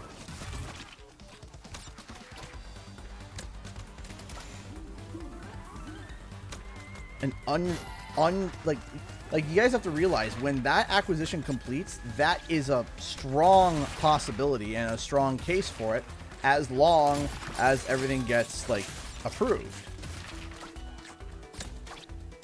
No! It's okay, I don't have the blue gem, so I can't even 100% this level if I wanted to, but... I forgot it appears to the right.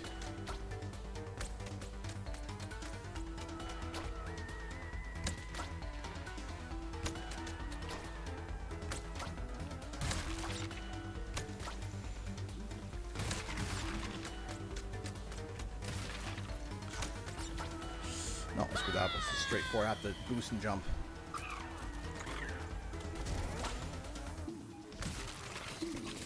You're going, like, the thing is that the amount of possibilities that, you know, Toys for Bob opens up to. And you know what? Here's something else that is going to be controversial, because some people are going to say, nah, I don't agree with that. And you know what? I would have to say I would agree with it. Wumpa League could literally introduce Skylanders. It could. There could be Skylanders playable in Wumpa League. Why not? And some might be like, no, I don't want Skylanders in my game. Listen, man. I think a lot of, for me personally, and as someone, yeah, throw Conker in there too. Yeah, sure. Throw Conker in there too. You could even have a moment where Conker goes to swear and Crash looks at him, giving him a look. He's like, oh yeah, right. And like, you know, stops himself. Whatever. Microsoft's going to shelf Crash and Banjo like no, it goes as far as that is incorrect. That is incorrect because what they did with Banjo is not Microsoft's fault, because as I've spoken to with certain developers and as I've read online, the reason why we don't see Banjo is not because of Microsoft. Couldn't solo this one. Let her go! Microsoft works differently, The or last time I Xbox killed works her differently. friends, her screams were exquisite. Delicious. I would say delightful. Let's make this fun. Give them a sporting chance. Ooh. Let's see what you Mongols can do as a pack.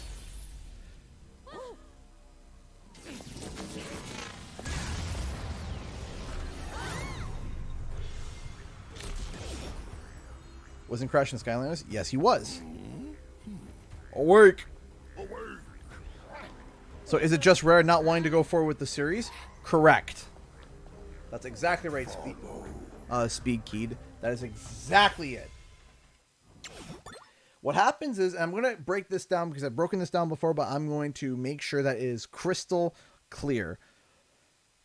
I am not a Crash fanboy. I am not a Xbox fanboy. I'm not a Nintendo fanboy. I call it as I see it. I call the shots. I think this is silly. That's dumb. That's good. That's smart. That's blah, blah, blah, blah, blah, blah, blah. I am very much neutral ground. If someone makes a stupid mistake, I will say it. If someone makes a good thing, I will say it. I am the type, I am not going to, and I own a Nintendo Switch Pro, or not Pro, the OLED. I own an OLED Switch, I own a PS5, and I own an Xbox Series X. So there goes all forms of saying, oh, I'm lenient towards one console over another. No.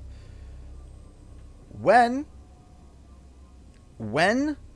Xbox buys a company, they give autonomy to the company.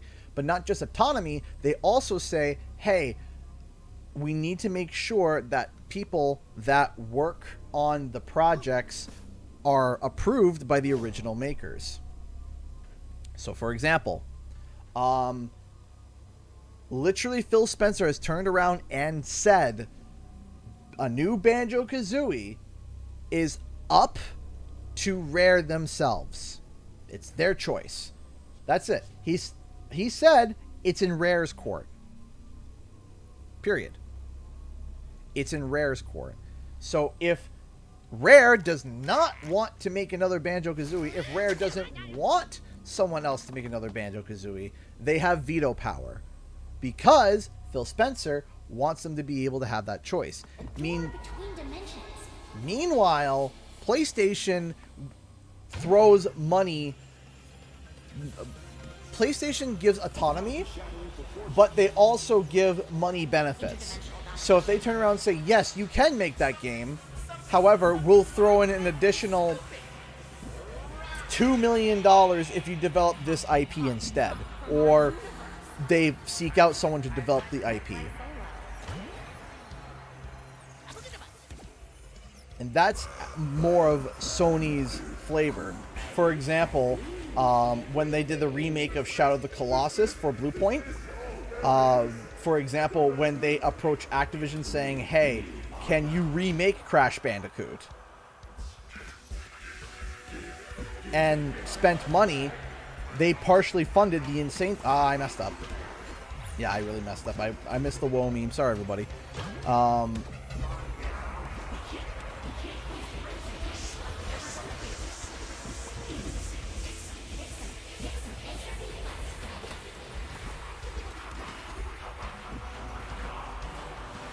I messed that up.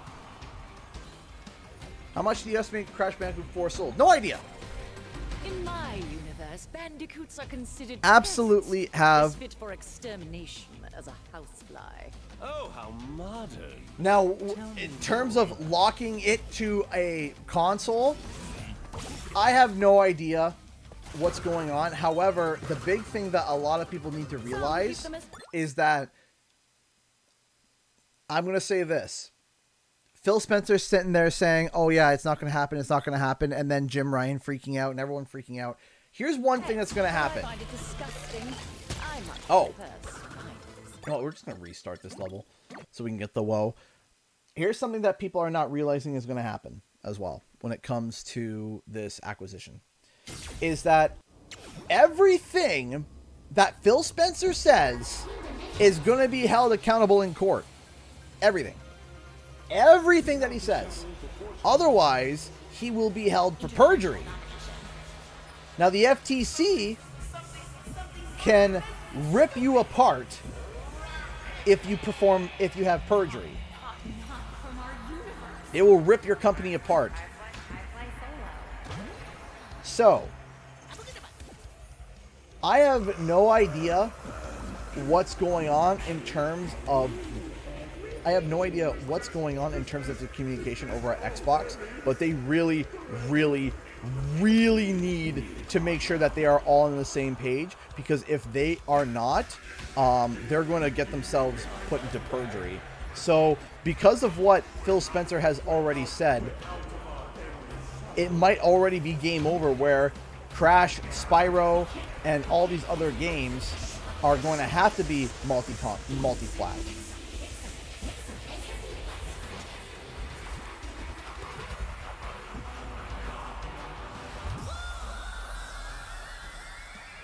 So they might be roped in already.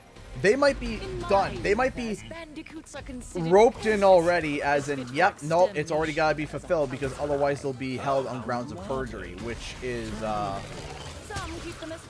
not good. You don't want to be held on the grounds of perjury to the FTC. Wow! So, I will say I can't comment on whether or not what's going on. All I can comment is that they need to be on the same page, because it feels like nobody's on the same page right now over on Xbox when it comes to that stuff. One party says, oh no, we're not interested in splitting people up. Another person says, maybe we will. We'll do it on a case-by-case basis. Then another party saying, no, we'll never do that. And it's like, all right, listen, Xbox, y'all need to be able to be on the same page. Because if you're not on the same page, you are going to... If you're not on the same page, you are going to absolutely... This deal is not going to be worth it anymore, because the amount of money that you're going to lose because of the perjury deal is not even going to be remotely worth it. So please, for the sake of everybody, please get your stuff in order. Because if you don't, you're going to ruin the deal for everybody, including PlayStation. PlayStation has to play the party of, right now, has to play the party of, oh, it's not fair, it's not fair. They have to. They have to scream and shout, even if it means to shut down Activision entirely. Oh, shoot, I messed that up.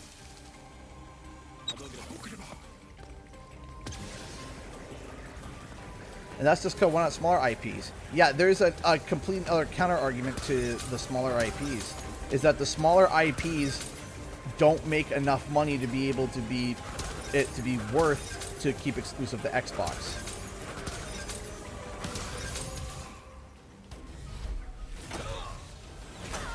I want to make a video that kind of explains everything.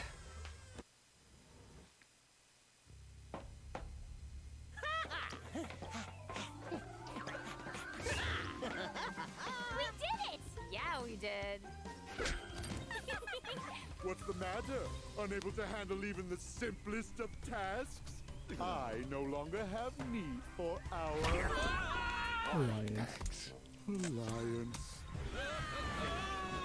I love the animation there. Just like,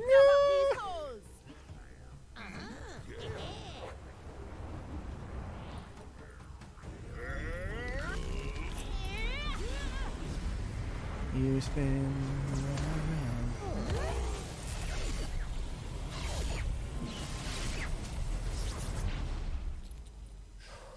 Boy, not that it ain't been fun, but about my ticket home. Right. Now that we've mended things, we can take you anywhere. Anywhen. After we rest. For now, I can only get us as far as the culinary capital of the universe. Neon City.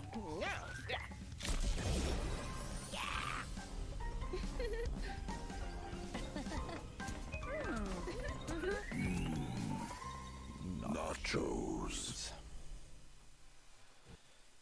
So here's the big thing that people need to realize, and this is something that people don't get. When you look at the pricing breakdown of, in fact, here, we're going to pause here. We're going to look at pretty graphs for a second.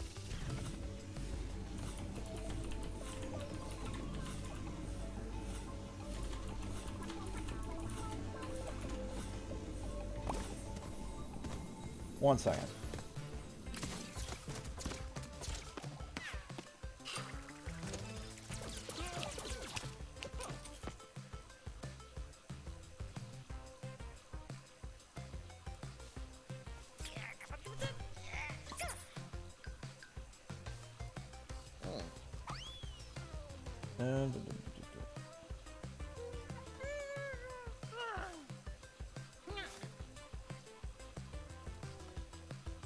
Okay, so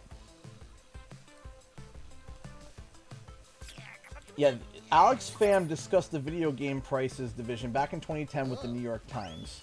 There was a really good article.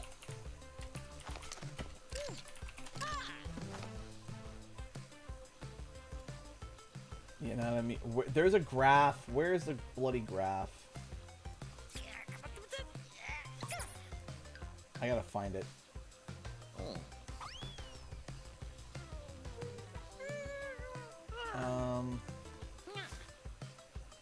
Give me a second here. Hold on.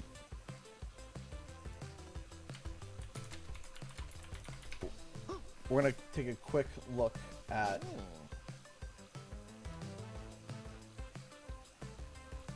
we're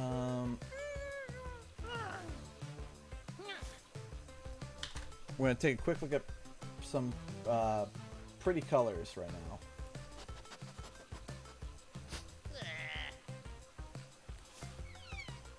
Okay, why? Do they source it? They don't. Great. Okay. I know what Gamer Rant's talking about, though. Okay. So let's pull up a notepad thing here, okay? So we're about to do a little bit of math, because I do want to talk about this quickly, real fast, so that we can...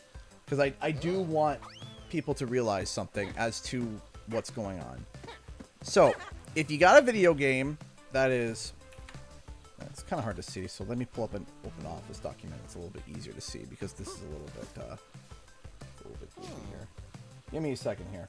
We'll be back to Crash 4 in a second, but I need to...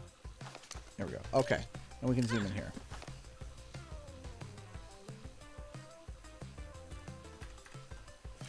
Alright, let's zoom in here so everyone can see. Okay. So, $60 US game price breakdown. Alright? So if you guys ever wanted to know. So, every $60 sale, this is before obviously taxes. Here, let me quickly... This is obviously before... This is not including sales tax, of course. This is just strictly the $60, okay? So, $27 of the dollars goes to the publisher. Okay? Then, $15 goes to the retailer. Okay? $7 gets set aside for returns.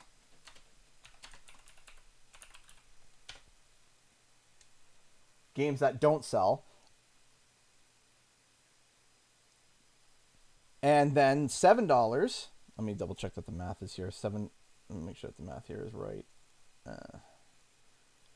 Because just so that I know that I'm doing this right, so I don't look like a dummy on stream.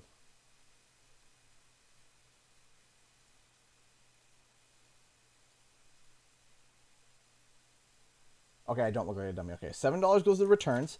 $7 goes to the platform of choice.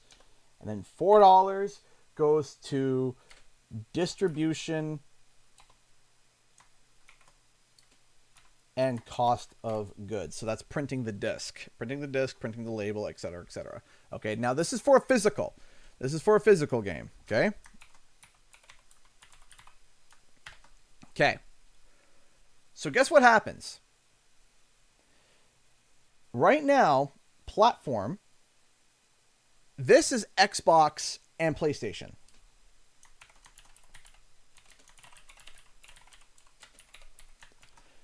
So if you buy COD, if you buy Call of Duty, people are coming in now. I'm just doing a quick pricing breakdown to explain about this acquisition. Now, this is for physical titles. Okay? Now, that means that if I buy Call of Duty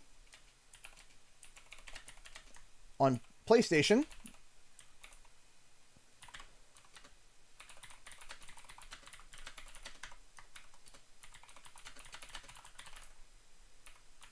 okay, so if you bought Call of Duty for PlayStation, thought would mean, that would mean, goodness, my brain. That would mean $7 would go to PlayStation, right? Likewise, if you bought it for Xbox, it would go to them. Cool. Okay. Now, the publisher in this case would be Activision. Activision gets the lion's share of the cost. Okay. But here's the thing. Here's the thing. Okay. That's for every sale. If Xbox bought out Activision, that would mean they would be earning 27 plus $7 if they bought it on Xbox, and 27 if they bought it on PlayStation. So here's the thing, is that Microsoft would be shooting themselves in the foot because it is stated that consoles don't make them a lot of money. It's the game. It's the game that makes the companies money. PlayStation was saying that they were operating at a loss for the PlayStation 5, okay? But here's the thing, is that Xbox would be earning $27 if they bought it for PlayStation, or $34 if you bought it for Xbox. Every sale. Why would you want to make it exclusive to Xbox? Why would you make it exclusive to Xbox and lose the fact of all that money? You would be losing so much money. It doesn't make sense. It makes zero sense to turn around and say, yeah, Call of Duty is not going to go to PlayStation. Why not? Why not? That doesn't make sense. It makes zero sense. You're shooting yourself in the foot, and then that means you're bringing the value of the game down. The value of the game goes down because it's less available for people. And people are just going to say, okay, whatever, I'll play a different game. Okay? And this is physical. This isn't even including digital, with the fact that the cost goes down for digital. You lose that cost because it's digital. You don't need returns anymore because you can't return a digital game. And then that's before microtransactions. If the game sells well on PlayStation and they sell microtransactions like crazy, that goes to Xbox. Why would Xbox want it to be exclusive? Why would they want it to be exclusive? They would be losing so much.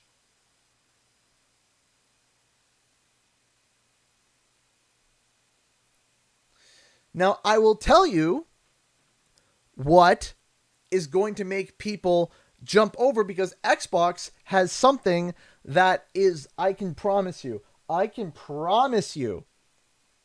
is what PlayStation is terrified of. And it's just one thing.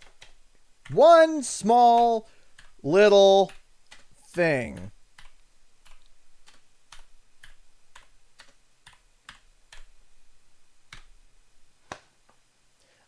That is what PlayStation is terrified of. That is what's making PlayStation shiver their pants. And that is what's terrifying them right there. Because if it is owned by Microsoft, every Microsoft owned game gets day one. So to the average Call of Duty fan, they're going to turn around and say, well, I only play Call of Duty and a couple other games. Why don't I just switch over to Xbox, pay the $120 a year? Okay? And I'm paying my $120 a year. I get my COD every year. I get this, I get that. I get all of these things, and I get to try a whole bunch of different games whenever I want. As someone who, there are some people that just literally only play Call of Duty and first-person shooters and nothing else.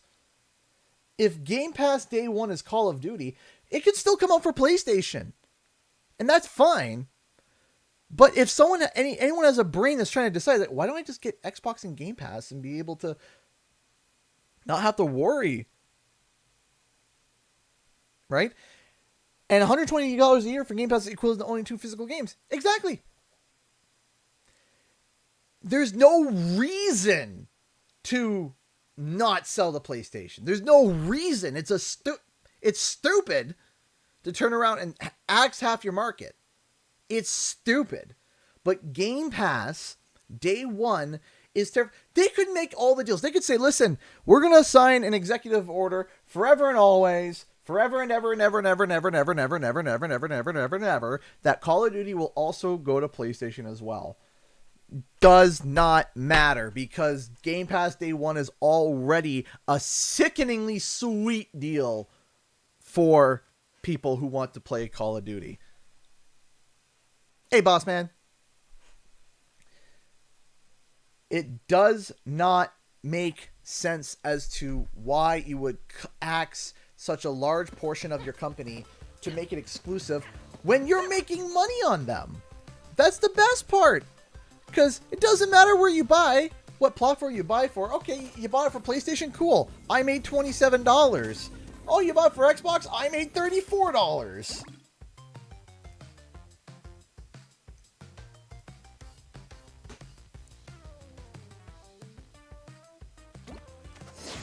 Like, yeah, you're right. Xbox is in it for the money.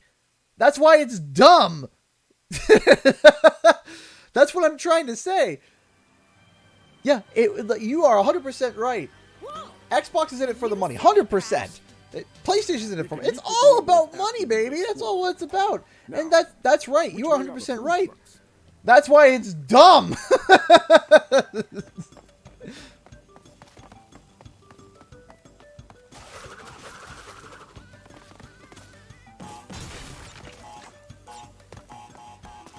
Why don't Sony make Last of Us for Xbox then? Because you do need your exclusive titles, okay? You do need the exclusive titles, and that's not the marketing that Xbox is going for. Xbox is not going for the exclusivity marketing. Nintendo has gone for the exclusivity marketing easily. PlayStation's going for the exclusivity marketing, and Xbox was losing the exclusivity marketing game. They were losing hard. They didn't have enough titles, enough AAA titles to hold water in a boat. They didn't. They didn't have enough. So Microsoft thought, okay, we need to do something else.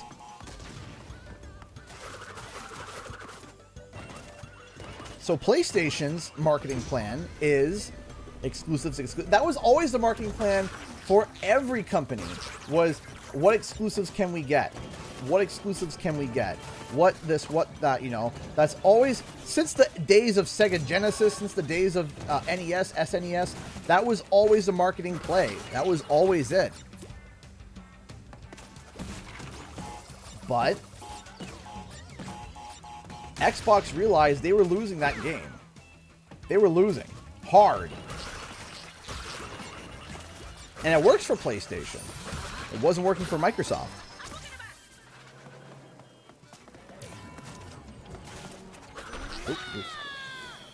Xbox does have its exclusives, absolutely. And they keep those because they also... Oh. There we go. Doesn't necessarily mean that they exclusively focus on Game Pass. That doesn't mean that they exclusively focus on Game Pass. They still have their exclusives. They still do. Absolutely they do. But PlayStation also has a streaming service as well. Is it their main moneymaker? No.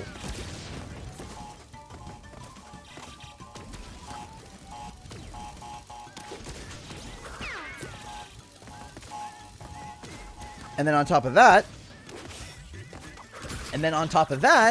Xbox turns around and says, yeah, the exclusives that we do have are going to be day one on Game Pass. Sony doesn't do that. Sony doesn't have their day one exclusives on PlayStation Plus. Or whatever they rebranded it to.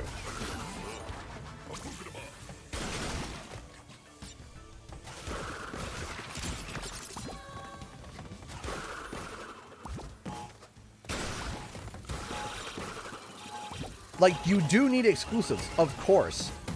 But Halo is well rooted. Halo is well rooted in Xbox, right? These other franchises, they're also well rooted in PlayStation. They're already rooted into PlayStation. Now, is it possible that future titles created by Activision that are brand new IPs are going to be Xbox exclusive? Absolutely, that's possible. I hate this section. Absolutely, that is possible. But these franchises are already deeply rooted in PlayStation. Halo is not. Halo is deeply rooted in Xbox. I hate this section. Well, Starfield. I have no idea what's going on with Bethesda. Bethesda was a PR marketing nightmare for Xbox. And I think it was a very poor show of communication. And that's why everyone is so hesitant, right? Nobody trusts what Xbox says because of what they did with Bethesda. And what they did with Bethesda was wrong, and I agree. Here's the thing, though, is that you're not having the FTC taking a scope and ramming it up your behind and investigating every single dime, dollar, and cent that you've ever spent in your life for Bethesda. Bethesda is peanuts in comparison to the size of Activision. Not just Activision, but you have to realize it's Activision Blizzard, right? So when I say Activision, I don't just mean Call of Duty. Because you guys, everyone's just focusing on Call of Duty. Don't people, and I remember I ranted about this on my last stream. Don't people know that it's not just Bethesda that they're getting? Or not just Call of Duty that they're getting. They're getting World of Warcraft, StarCraft, Diablo. It's arguable that StarCraft is what started competitive gaming. You could debate that. That it was like not started, but was the biggest boom for competitive gaming.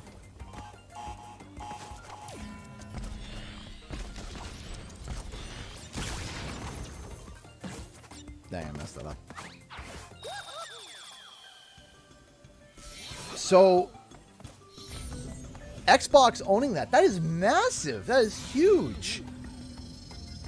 Bethesda is, I'm sorry, like barely even in the ballpark. I think Bethesda was bought for like, what was it, like I know it sounds ridiculous, for I want to say like 8 billion. I know, just 8 billion, but it's peanuts in comparison to the basically 70 billion that is the acquisition between Xbox and Activision Blizzard. 70 billion. Bethesda was 7 billion and Activision. Now you say, wow, that's a lot of money. Yeah, but if you look at the scale, in terms of scale,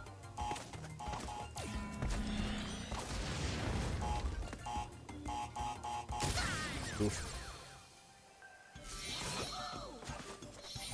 Like, you don't realize how big this deal is. So that's why the FTC has their noses up their butts investigating everything that has ever happened at... I keep forgetting to activate Kapunua.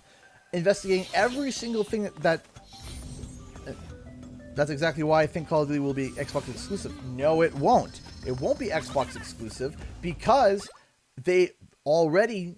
Phil Spencer has already stated a comment that has basically legally bound them to making it as multi-plat as possible, because if they turn around and decide to, you know, fool around and, you know, I don't know what to do here. If they want to turn around, they want to fool around, and they want to play with the FTC. The FTC, look up the ripping apart of, I believe it was NBC. NBC was absolutely just shredded by the FTC before. An entire news network. Absolutely just... I keep messing this up. Absolutely just shredded to pieces. He said 3 years after... So this is... This is the deal that... Okay, so this was the headline one-liner that people have been taking. Phil Spencer slid Jim Ryan a deal for 3 additional years past... 3 additional titles past the deal that they have now. Past the deal that they have right now. They're just adding on top. So I think right now that there's a deal right now for 2 or 3 more titles, and Phil Spencer slid them a deal for an additional 3. People are getting off and saying, oh, well, he just said for 3 games. After that, it was like, no, an additional 3 after. Now, you have to realize, if Phil Spencer decides to give the teams 2 years to develop each game, that's 12 years from now.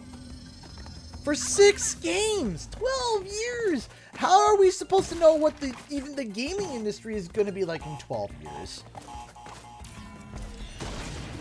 We have no idea. We have no idea what the gaming industry is going to be like in 12 years.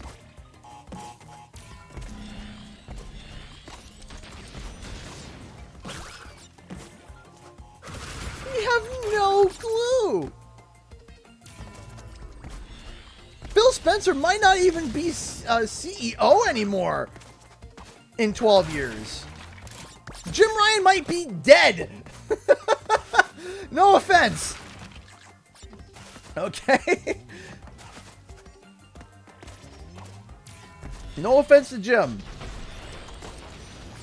But goodness me, if he decides to take 2 years for each Call of Duty game, that's 12 years.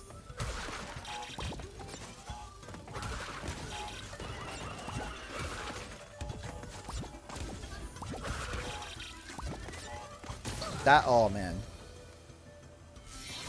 but it's true though, man. 12 years.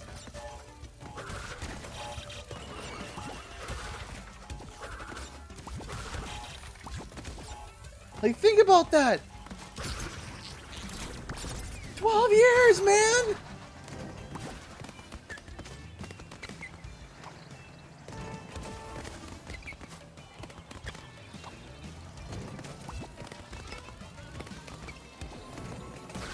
Jim Ryan is probably going to be retired by then. Like, what is he complaining about?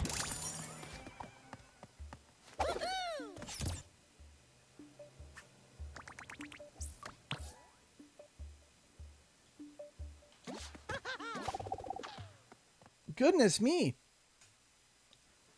And even if it was 1 game per year, that's 6 years from now. You realize that's leading into the PlayStation 6 and the Xbox, whatever rebrand they want to call it? The Series X squared? I don't know. the Series X Squared Pro Electric Boogaloo.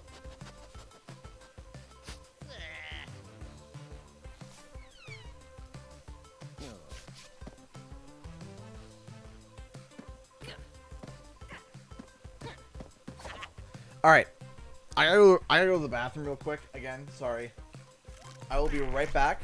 I'll be real quick, as well as fast as I can be. You know. The X Square, the Xbox X Squared 3000 Electric Boogaloo. Calling it now.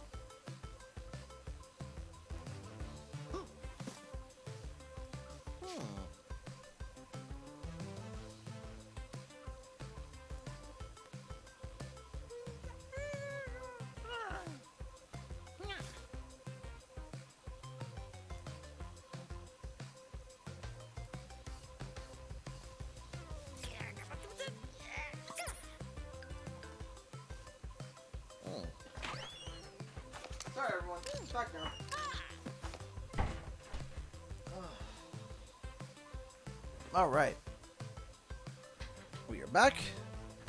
I apologize.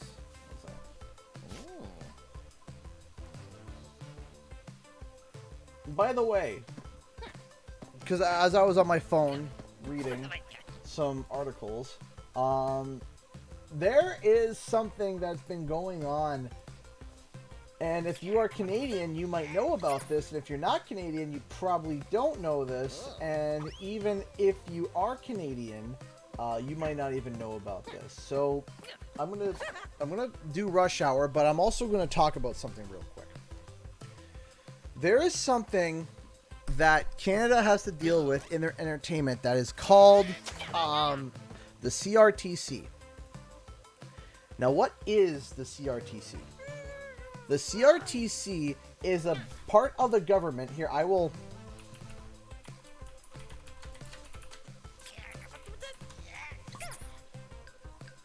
The Canadian Radio, Television, and Telecommunications is... a telecommunications commission is a public organization in Canada with a mandate as a regulatory agency for broadcasting and telecommunications. It was created in 1976 when it took over responsibility for regulating telecommunication carriers. So that's just big fancy speech for making sure that Canadian creators are actually able, Canadian content is actually shown in Canada.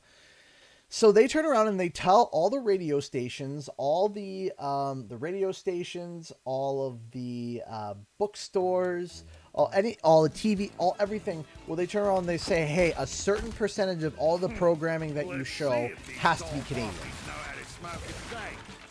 Now, what defines it as Canadian? Well, a certain percentage of the production value has to be considered in Canadian. It could be that the main actor is Canadian, it was filmed in Canada, and there's 2 executive producers from Canada that worked on it. Then that enables for Canadian content. Or the artist recorded it in Canada, and they lived a big portion of their life in Canada. That is, and then that song or that content or whatever it is verified as a part of a percentage to how much Canadian content you can show. So, why am I talking about this? Well, the CRTC has released a new bill that is basically trying to input that onto other websites like YouTube, TikTok, all these other places. And what they want is that they want those websites to regulate that to them. So what does that mean? Well, that means that it's forcing YouTube and any other entertainment media to literally try to conform to saying, oh yeah, this video is Canadian, so we need to show a certain amount of Canadian content to Canadians. And that, to me, is something that is absolutely stupid. It's absolutely dumb. And I don't agree with it. I don't agree with the CRTC and its purpose anymore. Maybe back in the 70s, 80s, and even 90s, maybe. But nowadays, no. No. The whole point of it was that they were like, listen, we want Canadian creators to be able to have a chance because America dominates the airwaves. And because America dominates the airwaves,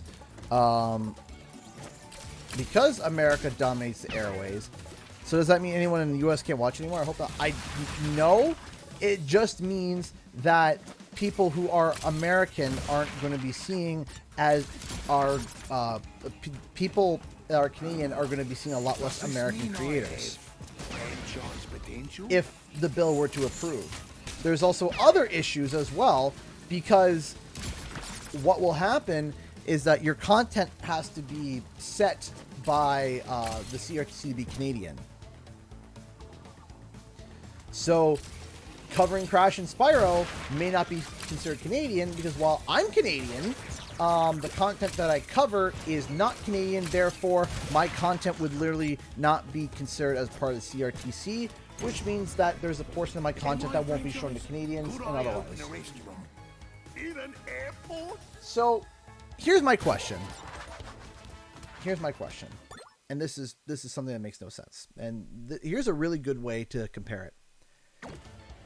If I took two popular pop songs that you never heard of, let's say I show you two songs that you didn't hear of, and they're popular songs. You play it. You play the popular pop song, and I say, okay, which one's Canadian? Can you tell which one's Canadian just by listening to it?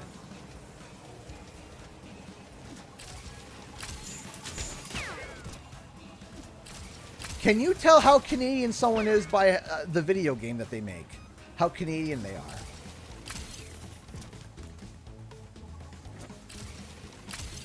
You couldn't. You couldn't. So then the next argument is, oh, well, then you know what? It's just, listen, Canadian guy, it's just to make sure that Canadians can get their content out there. You're Canadian. Don't you want your content out there? Listen, I don't need some bill by the government to help encourage people to come watch my content. We live in a world now where there is so much content available to literally everybody and tools literally available for everybody, especially in Canada. Okay? Canadians aren't some meek little limp-footed people anymore when it comes to media and stuff. Back then, we didn't have access to a bunch of technology. But the way the world is today, we do. We have access to so much technology, and the world is completely different. The world is completely different from when this bill was made, and the CRTC is trying to hold on to whatever they have possible to be able to stay relevant and not get defunded by the government. And so they're coming up with all these things. Oh, Canadian content needs to be shared all around the world. There's no disadvantage anymore. I'm sorry, there isn't. There is no disadvantage anymore for Canadians to create content, okay? There's not an arms race of media. And here is where it comes down to. Make good music, make good content, and it gets promoted. Make bad music, make bad content, and it doesn't get promoted. It's that simple. It's that simple. If the song is good, it gets promoted. If the song is bad, it doesn't get promoted. It's dumb to turn around and be like, no, this song has to be promoted because, well, you know, they're Canadian. And if the song sucks, it shouldn't be played on radio. If the book stinks, it doesn't need to be able to have a bill that is hand-holding to help out Canadian creators. We live in a world now where, especially for Canadians versus America,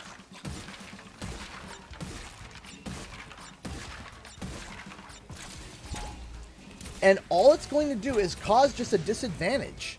Because it's going to be like, okay, a Canadian now has to look and see if their content is considered as CRTC friendly to hope to get promoted. Because I saw my future franchise. Oh, bollocks, my head hurts. And it's a controversial opinion in the media. Many would disagree with me, and that's fine. But in my opinion, I think we Canadians are okay enough to not need to have a government body regulating our media to say that you need to be able to play this amount of content. I think we're big enough, we're grown up enough to be able to turn around and be like, yeah, you know what? No, we can do this on our own now.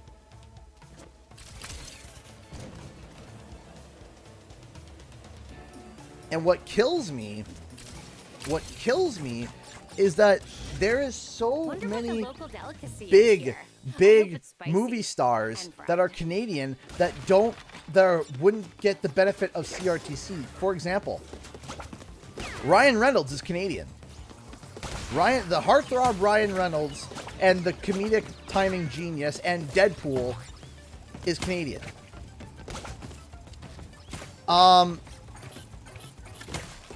But Deadpool wouldn't pass as a Canadian film. Because... what happened there? It wouldn't be considered as a Canadian film. It wouldn't be considered as a Canadian film because the director is not Canadian. Or it wasn't shot in Canada.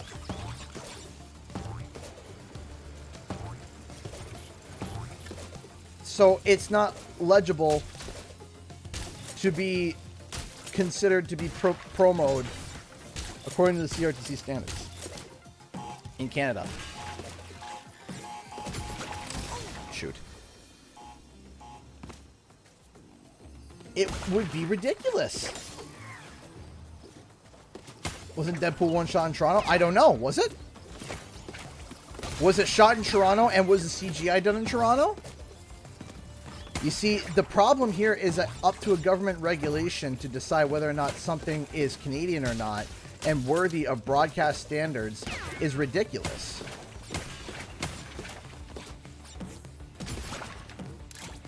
It's silly. It's dumb. And content creators all around the world, Canadians and alike, are like, yeah, this...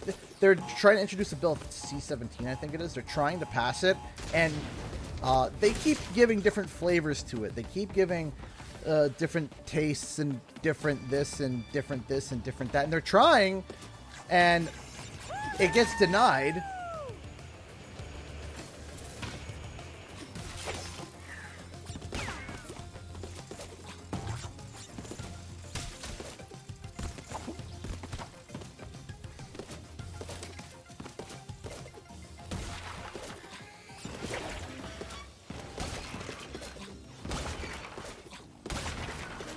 Like, let me look up what bill, just so I can, bill, is it C-17? Or C-19? No. C-4? No. Is it C-19? No, it's not C-17. Is it C-19? No. What is it? It's bill, oh, what is it? Bill CRTC. What is it?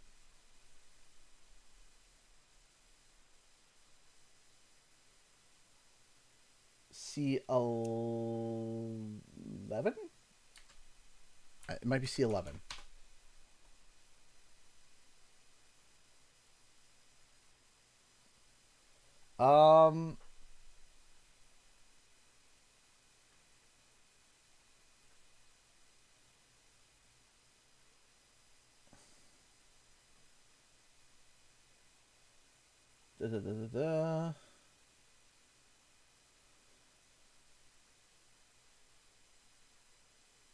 Update the...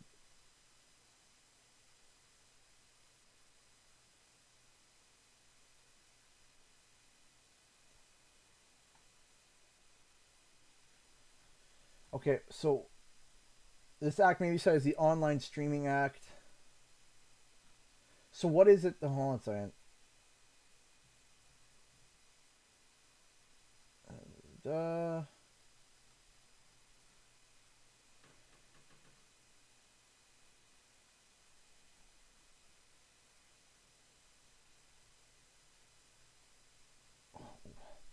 Man, I love how they just like...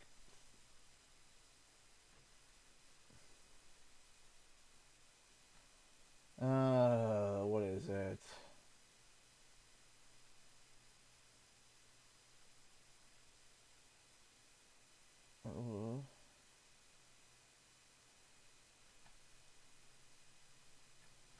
I love how they cover everything in just like clauses.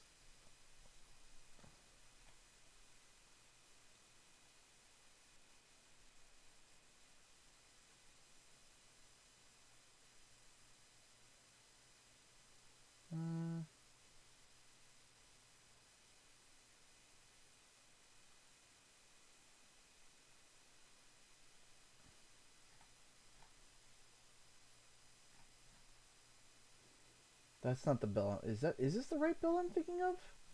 What is the bill that I'm thinking of? It might be the wrong bill. Hold on, what? Might be thinking of the wrong bill. Hold on.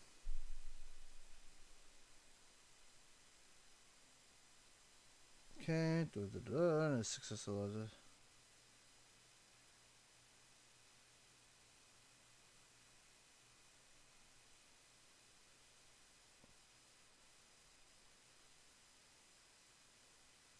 Okay, here it is here.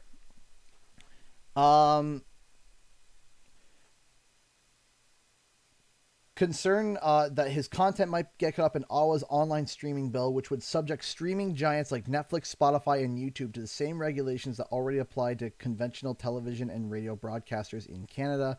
That means some of those rules, like determining what percentage of what you see and hear on Canadian airwaves is actually Canadian content, CanCon, could also be applied to streaming sites. Requirements around promoting CanCon, which is content that meets certain criteria, ensuring it is partly created by Canadians and have been in place for decades in an effort to support Canadian productions.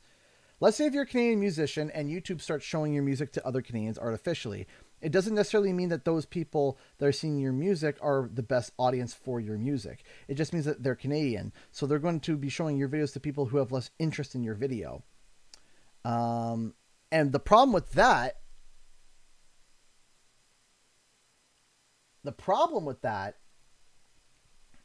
is that how YouTube works is if I have my video shown off to somebody and they pass on it. So this is where there's a problem here as a content creator. If YouTube shows you a video and you don't click it, YouTube takes that as you're not as interested in that content. Same with TikTok. This is how everybody works. It's like it shows you, here's 8 videos. Which one do you want to watch? And if you click a video, all the other 7 videos are slid down one slot. But there are millions and millions of slots. So it's not like that's bad. So what happens is it shows it to a target audience. And if people from that target audience start clicking, they then show more people within that target audience that same video to figure out what your video is and what people like it. But if people pass on it, they're like, okay, there's less people that are enjoying this video, therefore we're going to bury it a little bit deeper. So if no one's clicking on the video, YouTube algorithm takes it as, okay, there's less interest in this video, so we're not going to promote it as much. That's it, because people don't like it as much. We've shown it to some people, no one's clicked it, or very few people have actually clicked it, so we're not going to show it, because, well, why would we? Why would we show something that people are not inherently interested in? Because then that's less money for us. So here's what happens, is that my content gets forcibly pushed onto people because I'm Canadian. That's it. That's the only reason. The only reason why that my content is being shown at certain people, to a certain subsect of people, is that they're Canadian. And that's it. And this person might be into makeup. This person might be into anything else. And not video games at all. I tried. But because the only reason why they show it to them is because I'm Canadian. That's it. That's the only reason why they show them my video.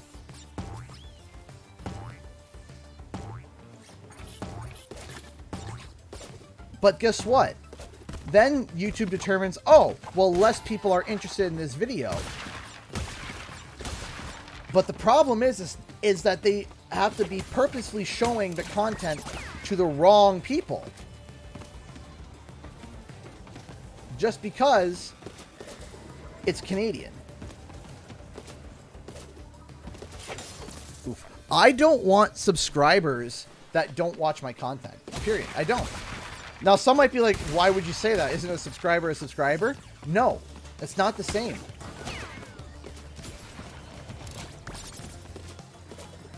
Let me ask you guys something. Have you guys ever encountered a YouTube channel that has tens of thousands, a couple 100,000, maybe even a million subscribers, millions of subscribers, maybe even. But let's just say, we'll say thousands. We'll say thousands of subscribers. Let's say they have thousands of subscribers, and then you look at their views, and their views to subscribers don't really make sense. Like, oh yeah, they have 82,000 subscribers, and this video only got 200 views. Or, hey, this channel has 120,000 subscribers, and their videos barely break 1,000. notice that? What happens is that typically, when it comes to that kind of content, is that they were popular at one point, but maybe what they were talking about isn't popular anymore. Or maybe they had one big, massive viral video and then never made content that was similar to that viral video afterwards. They made it as a joke. It got literally millions of views. It's got millions of subscribers, but that's not the content that they wanted to make. And the views just plummet. And I don't mean like, oh, they have 80,000 subs and their videos get 20,000 views. No, I don't mean that. I mean a massive disregard. A massive thing. You're going to start seeing that more often now, because what happens is that you're going to start seeing especially Canadians, have less of their content shown, or they're going to be losing views on content because people that are uninterested in their videos are going to be watching them. And to the YouTube algorithm, that's not good. They're just showing your video to Canadians because you're Canadian. That's it.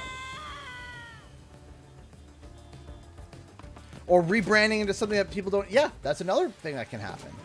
But you're going to see Canadians who did absolutely nothing wrong, and then it's going to affect the global market. Because what's going to happen is that your favorite Canadian creators are going to get buried even though you're subscribed to them. Because your content isn't going to be shown as much to them even though you're subscribed. Your content isn't going to be shown as much to them unless you actively seek them out. Unless you go on and say, hey, let me check every other day. Did so-and-so make a video? Spicy fried mystery food. Ugh.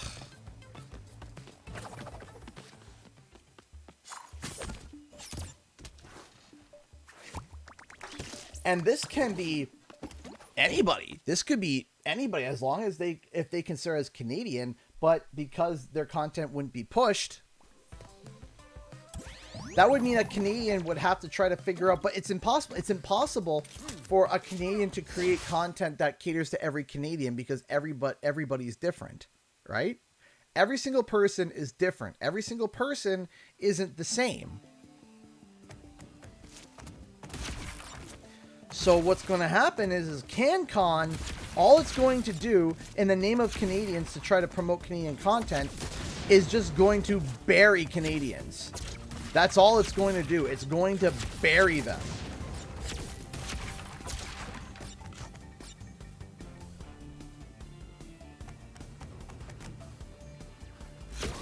There might be a few that benefit. And when I mean a few, I mean a few. Where do we start? It's going to do a lot more harm than good.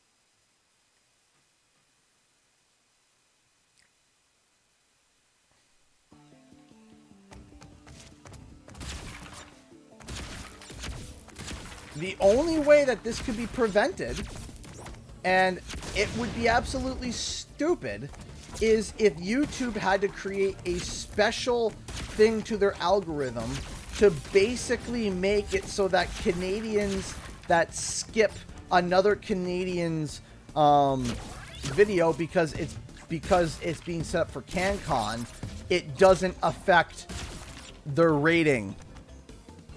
It doesn't affect their rating. But then you got a bit of an unfair balance, because now there are obviously going to be Canadians that are going to be watching. There are going to be Canadians that are going to be watching other Canadians. There are going to be certain creators that will be promoted. That would literally mean that the best way... Okay, it's really weird to describe it. Imagine this.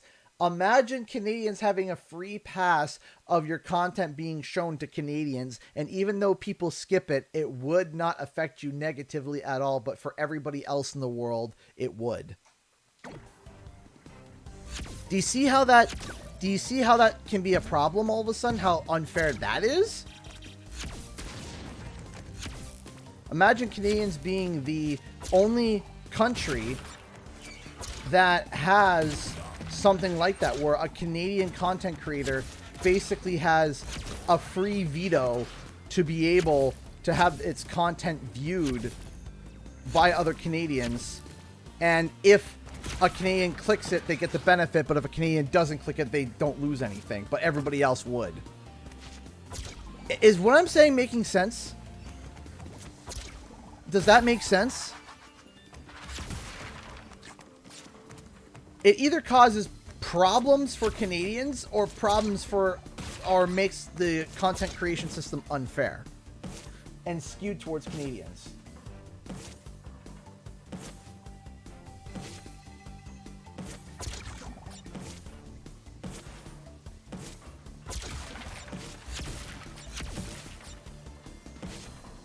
No. Okay.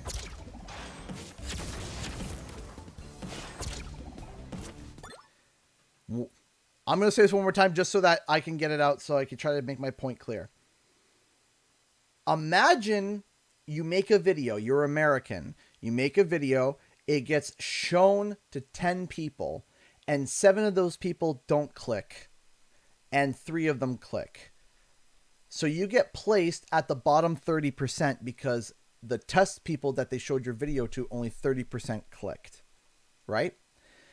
Now imagine you're a Canadian and it's shown to 10 people, but 4 of those people were Canadian, and because of that, but because 4 of them were Canadian and 4 of them didn't click, but let's say 3 of them clicked that weren't Canadian, well, you would be put in the 50% percentile, even though the other guy was put in the 30% percentile. You would still be put in the 50% percentile because the Canadians that saw it were under the CanCon rules. So even though the same number of people would have clicked the video, the percentage of people that clicked it would be skewed to the Canadian because the people that it was shown to were Canadian, and because it was part of under the exclusive CanCon Act, it would be considered as a write-off because that's not fair. I understand, but why just Canadians? Yeah, no, I get you. Makes sense to me. Okay, good. Okay, it seems like I just wanted to make it very clear. I just wanted to make it very clear to make sure that what I was saying made sense. And then the other way is that, all right, listen. Here's a good way of putting it. Oh, there we go.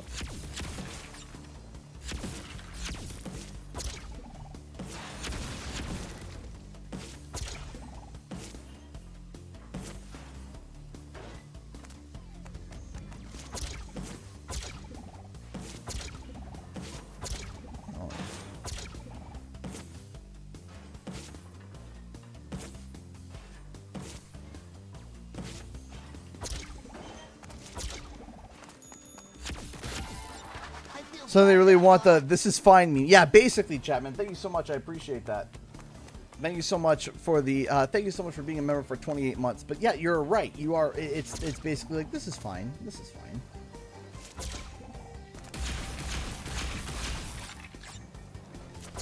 Oof. Because either way, it makes it not fair. One way makes it that Canadian content will be able to rise above everybody else's content, and the other way is Canadian content falls by the wayside and gets punished for no reason.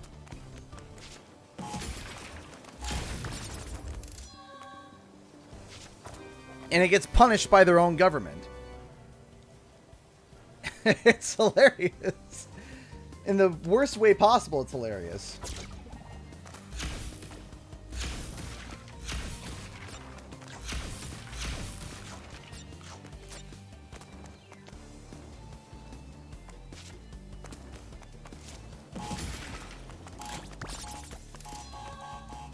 Like, imagine you have people coming in and you grab one person, you have a bunch of people that are miscellaneous. Okay, that's not. I know I've made my point clear.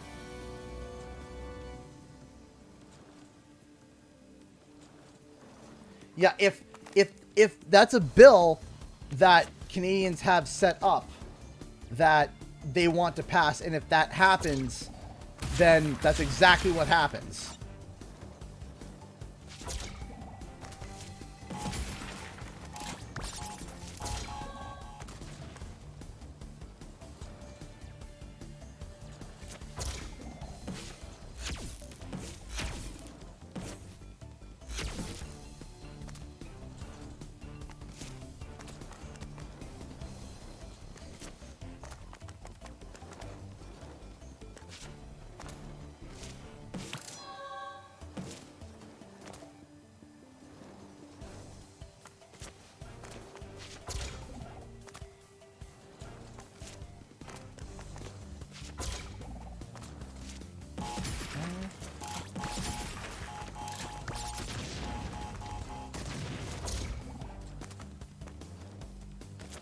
Gosh, hate this area. It doesn't make sense. It's so dumb. Imagine making a video like making a burger. Okay, you make a hamburger, and YouTube is like, okay, we're gonna grab 10 random test subjects to see if they would like this burger. We know that they like this kind of burger because looking at their search history and looking at what they've eaten over the past 2 years, we've seen that we think that they would like this burger.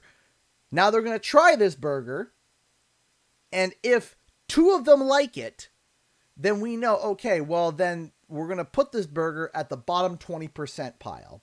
If all of them like it, then we're going to put it at the top pile because we know that, and then push it to more people. Okay? Now imagine that's how everyone creates their content. That's how it is right now. Right now, it's, okay, I made a burger. Okay, here's a bunch of people that we think will like this burger. Okay, 7 out of 10 people like this burger. So we're going to put this in the top 70 percentile and push the video. Okay, 1 person liked this burger. Okay, we're going to push it to the bottom. Nobody liked this burger. Okay, so we're not going to show this burger anywhere unless someone looks it up specifically. That's how everything works across the board equally. If this CanCon rule comes in, it's like, okay, listen, you made a burger. Awesome. We grab 7 random people that we think will like this burger and 3 random Canadians. We have no idea if they like this burger. In fact, one of them is vegan.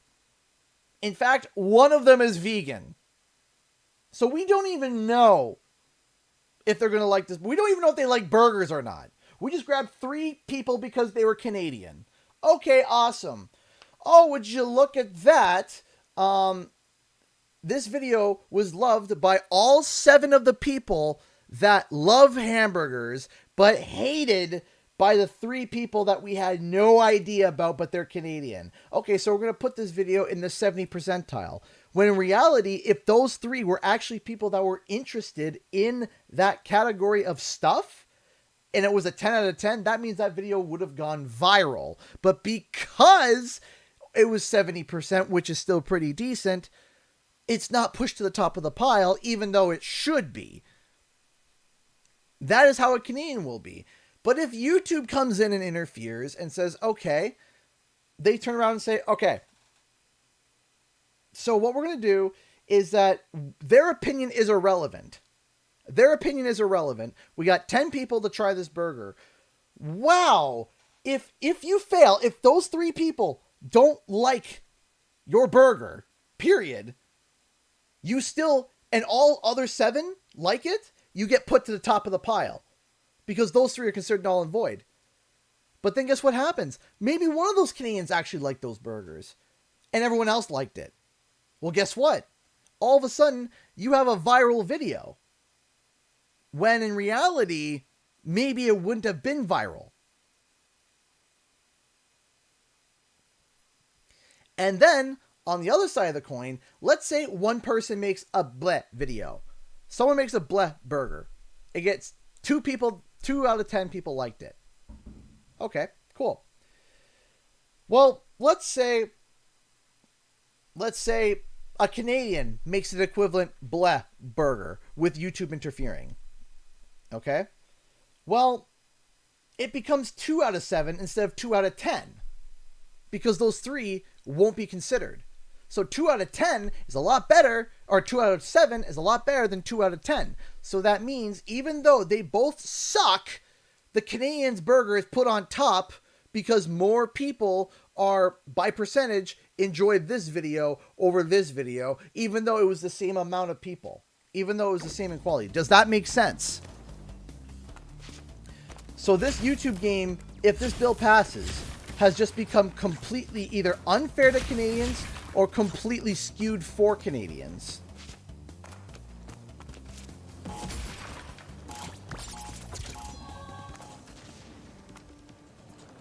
And that's not fair. Period. That's not fair.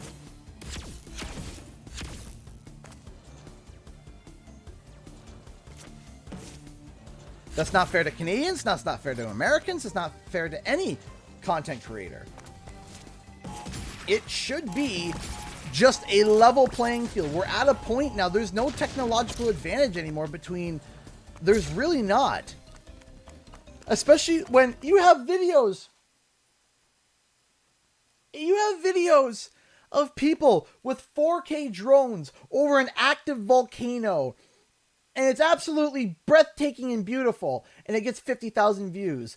And then you have a video with someone on their 18-year-old iPhone, not even that, actually it could be that old, somebody with a 10-year-old iPhone recording a mouse taking a dump and running off and hitting a tree and getting millions of views. A mouse scaring itself, taking a dump, running off and smashing its head into a tree, and some teenage pubescent laugh. That's 30 seconds long and it gets millions of views because the person laughing sounds like a dying cat.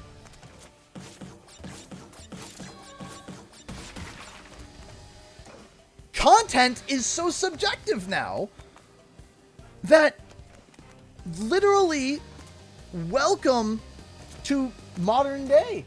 Welcome to modern day entertainment. You ever see some of these TikToks? Millions of views. And I feel like I'm watching something from Mars. I'm watching the humor and everyone's like screaming and laughing and I'm like, I don't even know what's happening in this video. Millions of views and people thinking it's the funniest thing that's ever happened.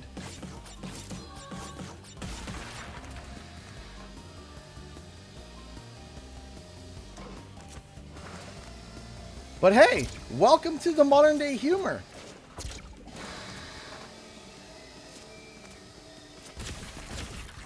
Where just because the video is super duper high in quality, it doesn't mean that it's going to get a lot of views. Does it help? Absolutely it does. Happy Friday, Amani, too.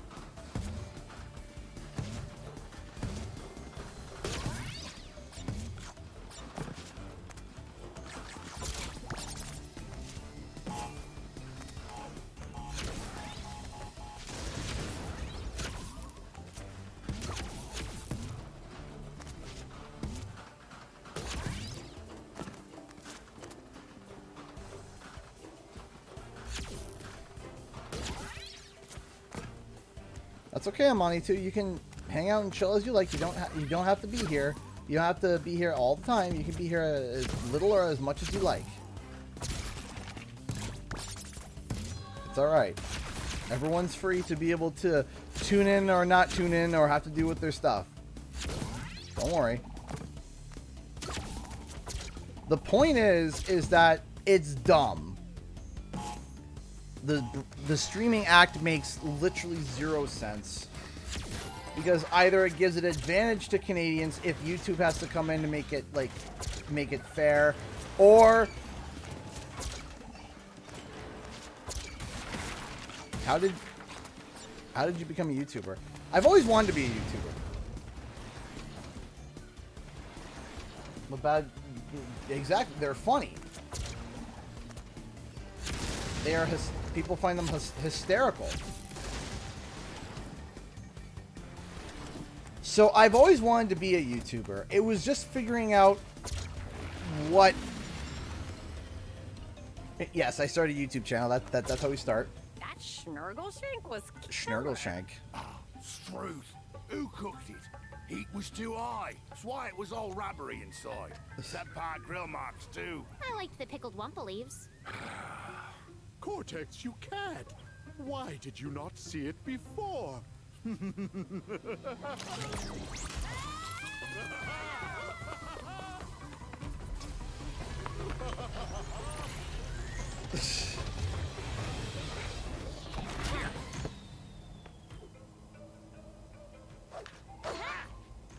him hell! Give him heck and heck.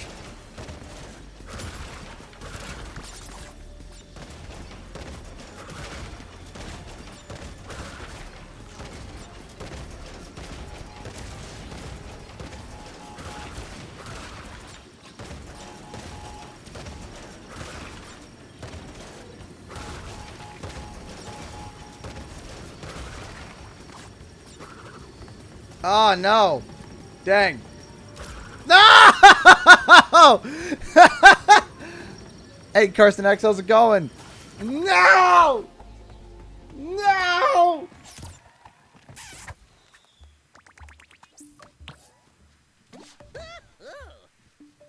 Heck means back in German. What the back?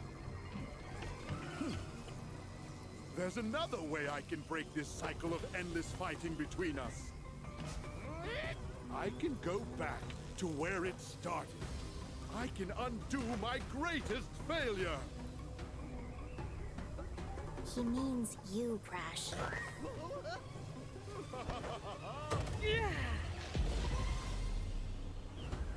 Bye-bye, Bandicoots.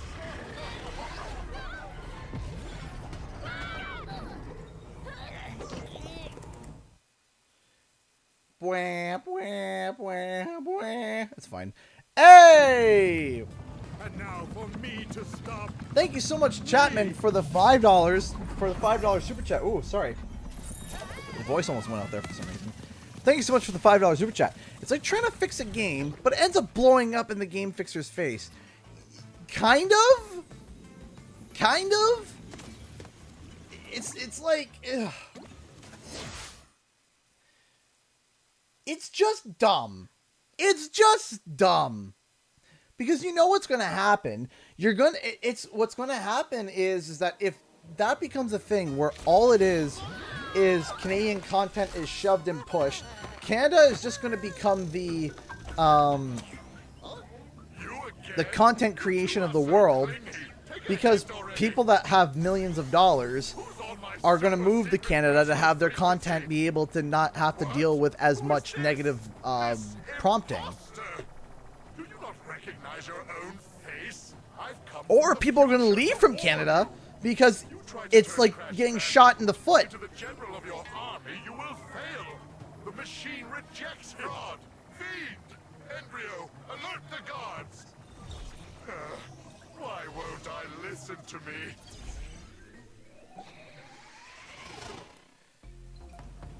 And what happens is that YouTube has to figure out a system to be able to offset, There's an imposter me on the loose. Identical in to be able to beady eyes, offset overripe bananas, what skin, CanCon does. mole rat, a bona fide 10.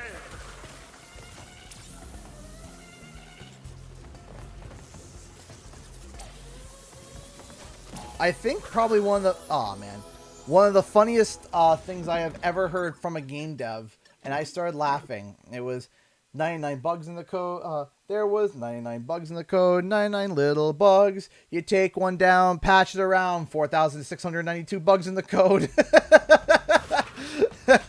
I heard that and I just about died.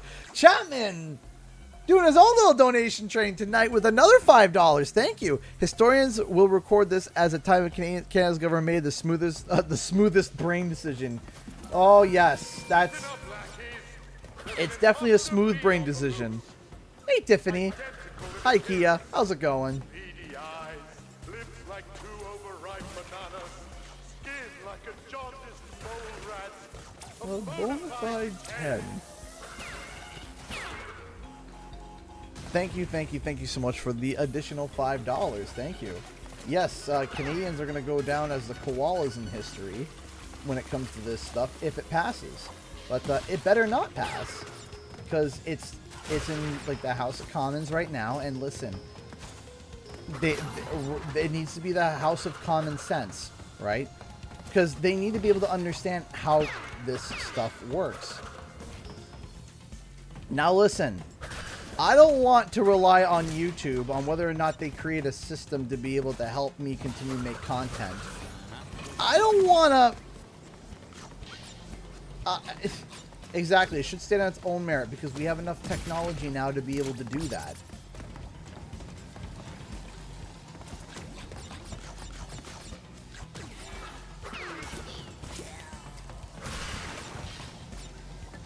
We're not in... It's not like we're in an era where it's absolutely impossible for Canadian content to be made. And maybe at one point the CRTC did help with that with CanCon. Maybe at one point it did help. But there is not a giant technology arms race anymore in between Canada and America. I'm sorry, there isn't. There isn't an arms race anymore.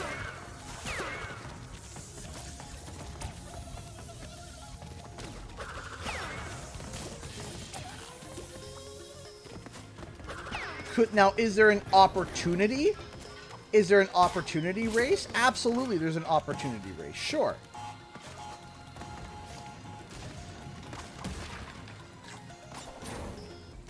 Oh, come on.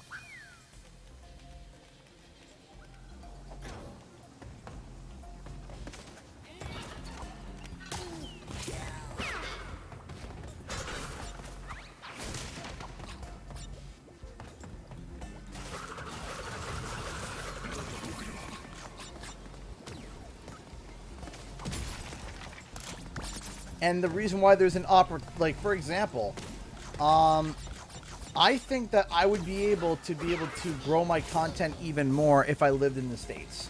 Sure. I'd have access to more brands. I would have access to more fellow content creators. I would have access to even possibly more sponsorships. Sure.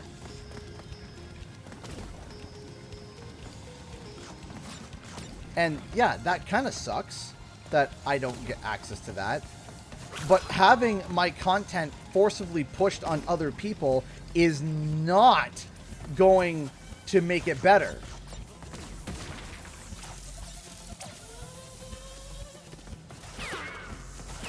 If Canada wants to help its content creators, what it should do is that it should try to make a way to benefit the actual things that the content creators are talking about, right? Turn around and be like, hey, let's make a new Canadian cell phone. Let's invest and help start up a company that makes a cell phone that's based in Canada. Manufactured, designed, and all done in Canada. And if somebody buys the phone, no matter where they are in the world, it brings money to Canada. Well, now you're helping Canadian tech YouTubers because most Canadian YouTubers are going to be happy about, they're proud of their country. And guess what? They're going to turn around and be like, yeah, you know what? I'm going to cover and talk about this phone because it's from Canada. And me being a Canadian, I think it would be super cool to cover. That would help. That would help if that's what if that's what they want to do.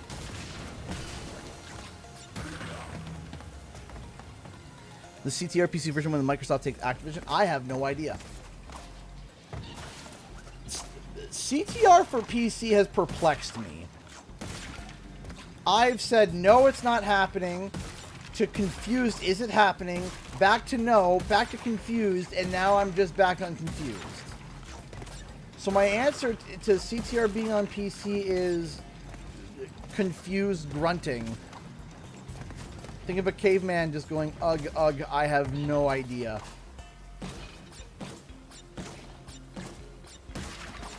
Like, I have no clue.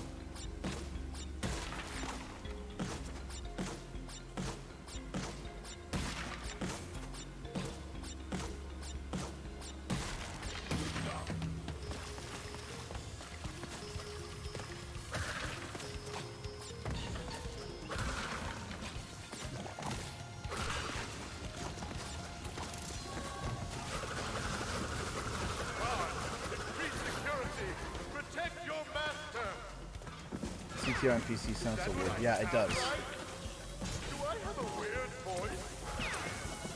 No, Lex, you have a very beautiful voice.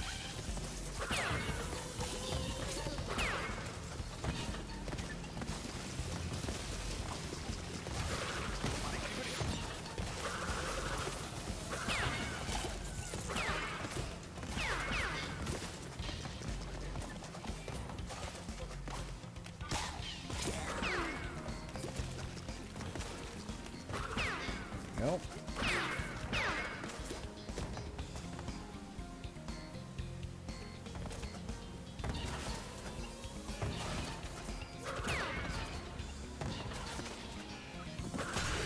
Listen to me. Listen to me. Rude. Rude. I'm a stubborn moron. Shoot.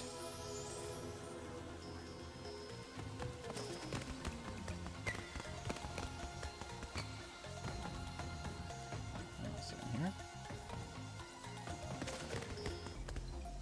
Woo!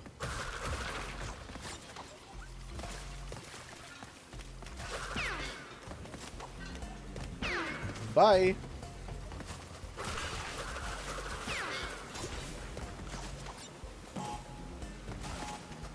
This was the first level that I got a game over on. Oh, come on! I started the slide. I started the slide.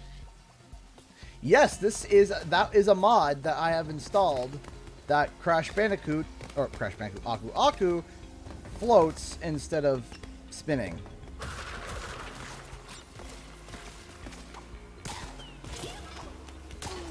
And as I said, I'm thinking about making a video about all, like, some of the mods that I think are essential. Like, just nice, five essential mods that you need to download for Crash Bandicoot 4. I think that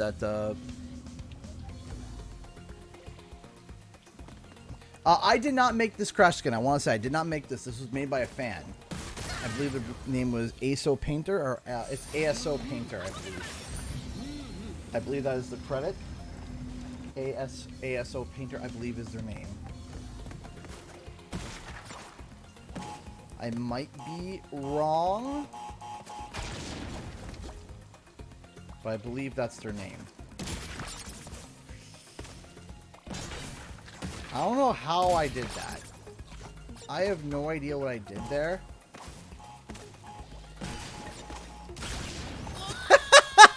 No!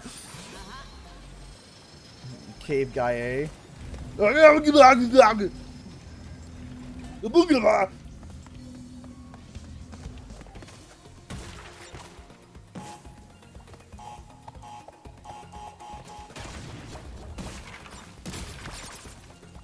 No! No! Gosh! Dang it!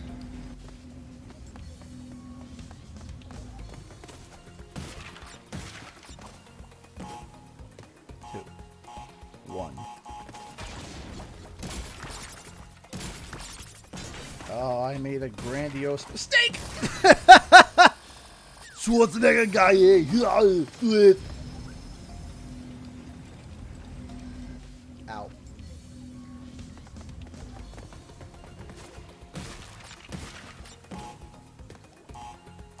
Hey, Sandra Ducks, how's it going? Okay, don't die, thank you. Ew.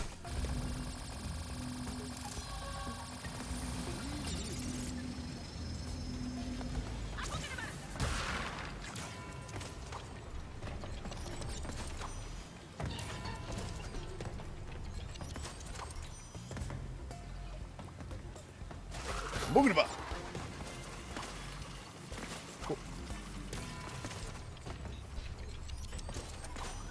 Unos. Dos. Tres. Don't die, don't die, don't die, don't die.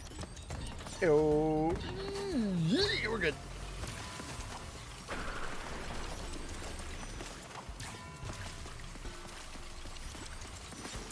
Apparently when you stop time, water stops moving.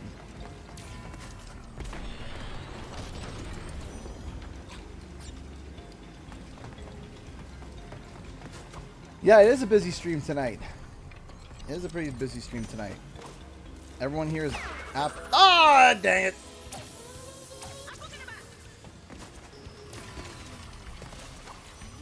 It's been an overall great stream, and I really appreciate everybody tuning in tonight.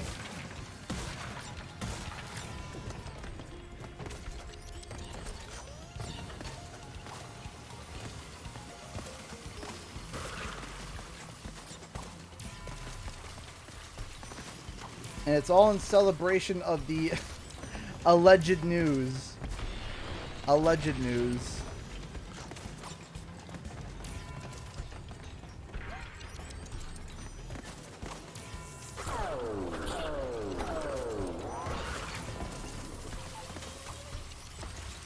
Oh, come on!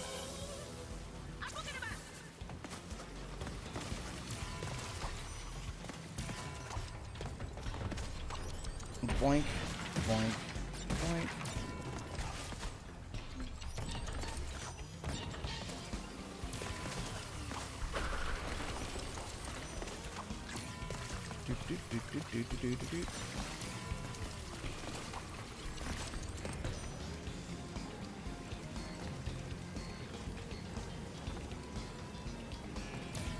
You think you lost your mind? How do you feel? I lost my marbles a long time ago. But the problem is that there would have to be marbles there to lose.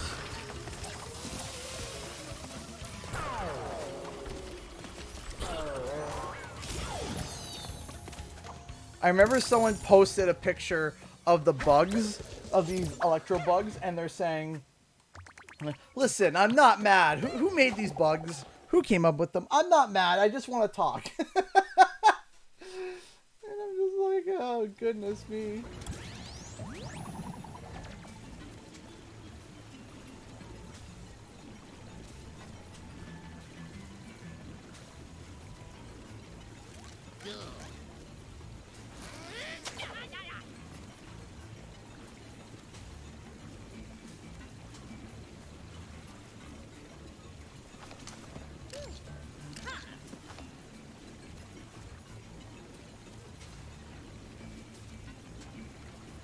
Okay.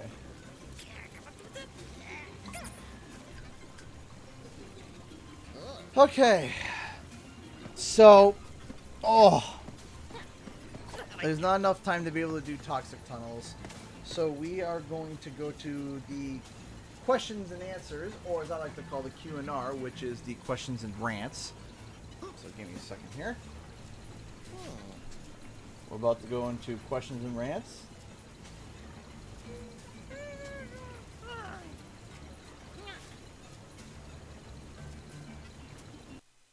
Where you get to ask me basically, well, not anything, but, you know, pretty much whatever you guys like to ask, as long as it's appropriate.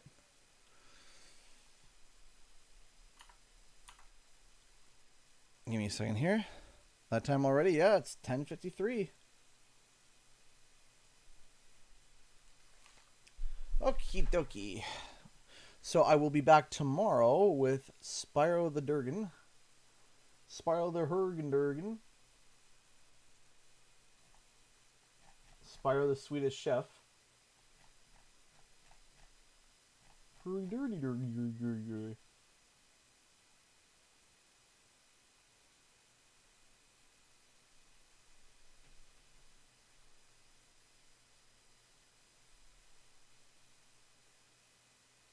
Also love your shirt. Thank you. Yes.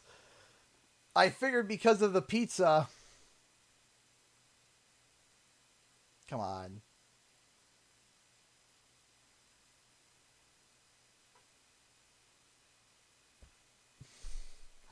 All right. Give me a second here. Man, there is a lot of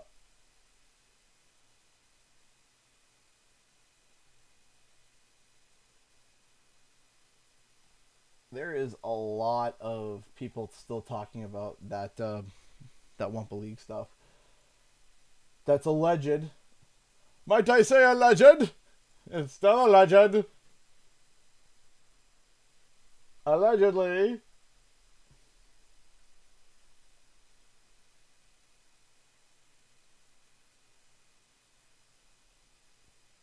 Give me a second here.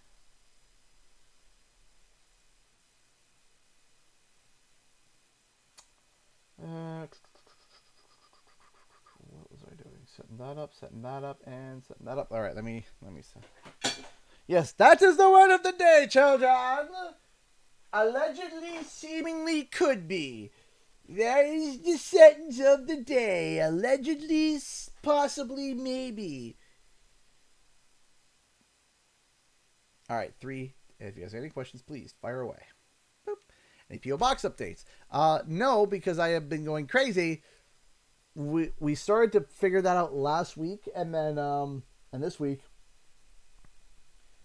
No, I'm not using a mouse pad. I have the mouse pad placed down. I do have the mouse pad placed down. But I am using that right now. It is cool. It is very cool. Barely fits. So I got no updates as of now. Did you finish Ratchet & Clank Rift Apart? Yes, I did. What is your favorite Crash and Spyro games? Favorite Crash game is Crash 4, and then I could turn around and say Spyro Reignited. No, but I'll say Spyro 1 Reignited. And what role does animators do when creating a scene that uses hand drawing for animated movie/TV shows? So I'm not going to speak on behalf of the 2D animation space because what I worked on was 3D animation. But typically, how it works is that when they're creating a scene, what happens is that we first get the idea of how the scene goes and the actions with it. The background is kind of not irrelevant, but the background is talked about and considered more later on. We already have an idea of what's going on in the background, but we may not have a final design on it. So what they do is that we plot out the action, and we put a background in, and then once the actual background stuff is all set up and done, then that's great. But the stuff that is actually moving within the scene is decided upon first before you get to the background and what's going on back there. So, because you have to figure that out. What's your favorite Crash enemy, not including bosses? Ooh, that's a question. My favorite enemy. I love the spirit in the second level of Crash 4, the ancient spirit chasing you. I think that is such a smart play on the running towards the screen instead of it being a boulder or like a monster or like a dinosaur or whatever. It's like its whole body is moving and it's creating like this wall. It's really cool. I really like it. They call it the Guardian. The Guardian. So the Guardian is really, really, really awesome. I don't think I'm either prepared, Elena. Do you prefer Crash 4 or CTR NF more? Don't make me answer that. It's hard for me to be able to answer that because Beanox nailed it on so many levels, but so did Toys for Bob. To make a decision like that is very difficult.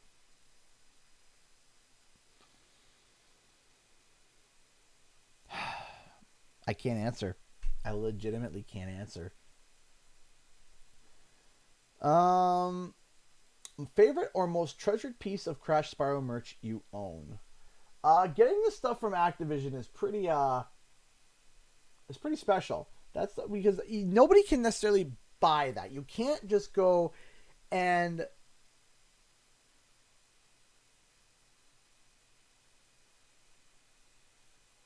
You can't just go and buy these things. You can't just go buy a set of orange fuzzy dice that are related to Crash Bandicoot. You can't just go and buy the pinata. You can't just go and buy the Kapunawa puzzle. The one thing that kills me, that breaks my heart, is I didn't get the purple egg because I was a small baby YouTuber at that point. I was baby. I was tiny baby, and I did not... I mean, like, the box is right here. You can take a look if you want. Like, it's right here. There it is here, right? Like, this thing... There we go. We'll talk... Maybe a future video we'll talk about that. But anyway, like, look. Like, this is so cool. Right? So, I still wish... And if anybody at Activision is watching, listening... I still wish that one day I'll get a purple egg. That one day that I would get a purple egg and be told, hey, no, this is just for your collection. Don't worry about it. One day.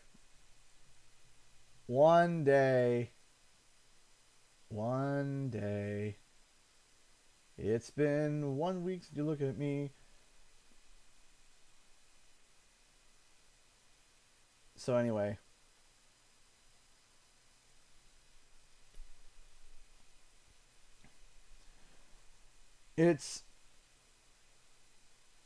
That stuff from Activision is really, really special. But I do have a piece of Spyro merch. It's a signed Spyro from Peter Kavik, who's one of the producers on the games. So that is really, really awesome. I also have that first four, but I have a first four figures Spyro with the closed wings. I don't want to take him off the shelf. I always get nervous whenever I'm handling that first four figures Spyro figure. That thing freaks me out. My mother said that's the most anxiety-inducing thing. She did not think the same about the engine truck scene. Didn't have the same sense of urgency, I suppose. Yeah, because it's a truck. It's a big truck, and yeah, it's kind of typical. But when you have this giant creature that's like ripping the stage apart as it's chasing you, and it's slamming its fist and it's roaring at you, you see its face and it's angry and it wants you to die. That scene is so good. What's your opinion on World of Warcraft Dragonflight? I'm super excited. I can't wait. I cannot wait. I am probably going to book a week off to play it because I'm going to need to, because leading up to the Game Awards, I'm not going to be able to play much Dragonflight after Wumpa League stuff comes out.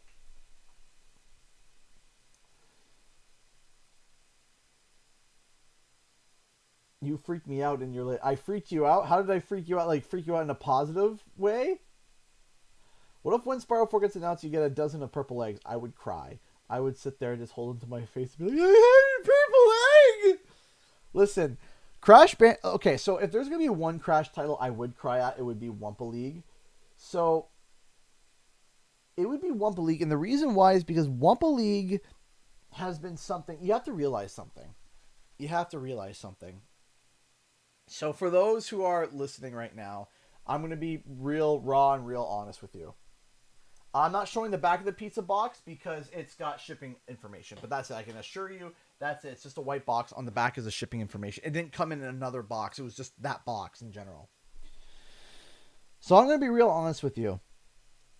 There may be tears shed when Wumpa League is announced.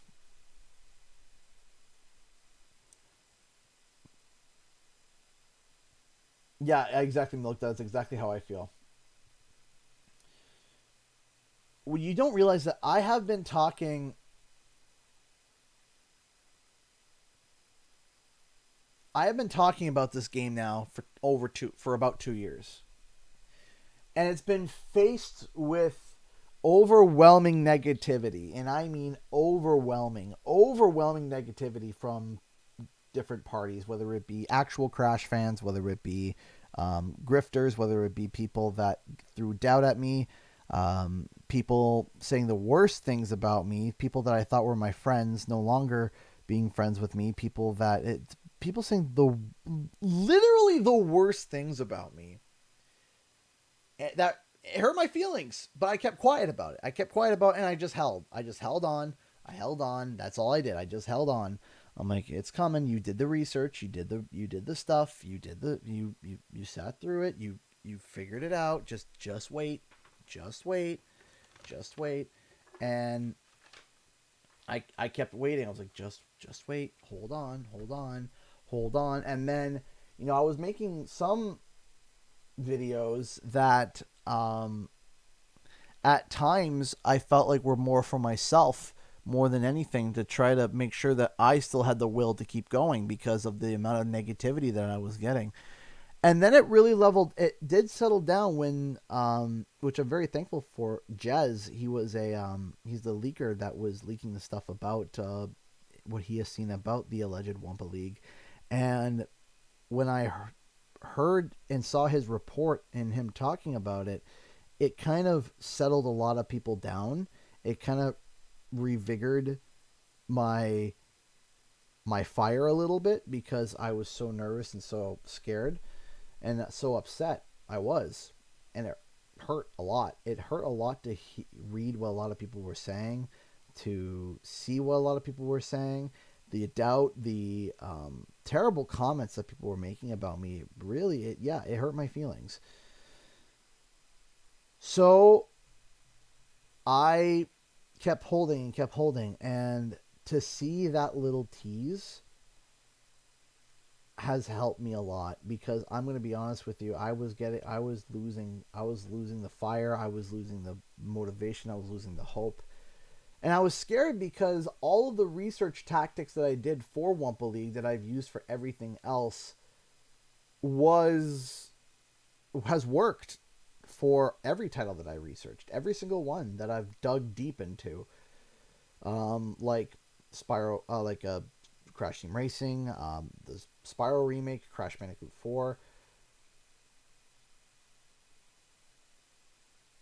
and I was really, really upset to see that, everything that I did that worked before for some reason didn't work anymore. That's what it felt like. But I knew, I did the research and I held on because I knew it. And I'm like, no, you did your proper research. You tried to cross-examine it. You did the best that you could. And it seems that it's paid off, or that it will pay off, hopefully, at the Game Awards. Hopefully. And if it's shown off, if Wumpa League is shown off, there might be tears, because it is just all of the stress, all of the anxiety, all the stuff. Hey, Nick Joseph donated $1. Give me 1 second.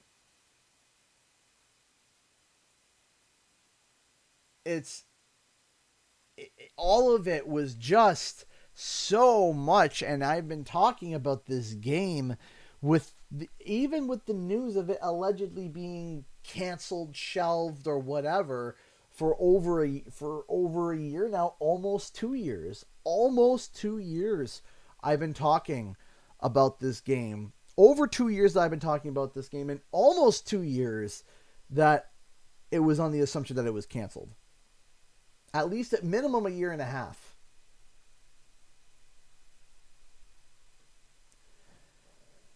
But I didn't let go. Now, it might not be called Wumpa League. It might be called something else. But if it's a Crash Bandicoot PvP title, that's enough for me. That's enough for me to say, that's it. There it is. Done. I call it Wumpa League because that's what we know it as. It might be called something else now. I don't know. But if it's a Crash Bandicoot PvP title, then great. I held on. And I did the best I could. I held on. I held. And yeah. So I lost a lot of viewers. I lost a lot of subscribers. I lost a lot of big supporters. I lost friends.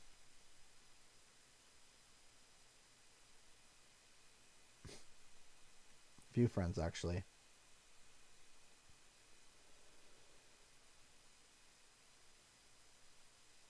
But I couldn't let go of it. I couldn't let go of it because I knew that there was something there. I knew there was something there. I knew that there was something there. And I held and I held.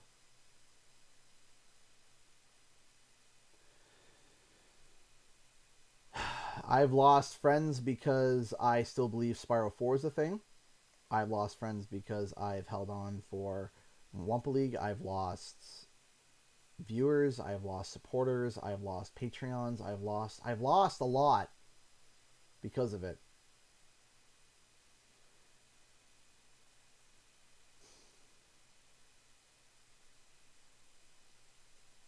And it sucks. But I did the research. I did the research. I did the cross-examination, the background checks, the everything. And I held on because it was all coming up as, it's coming. Just hold. It's coming. Just hold.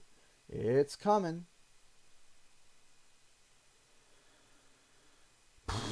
And now I am hoping that when 1208 rolls around, you guys have no idea how nervous I'm going to be. I am hoping that Activision sends another package before the event on December, just to really just confirm it. Just to, because if I do get a package from Activision to confirm before the Game Awards, oh, it's gonna feel so much better.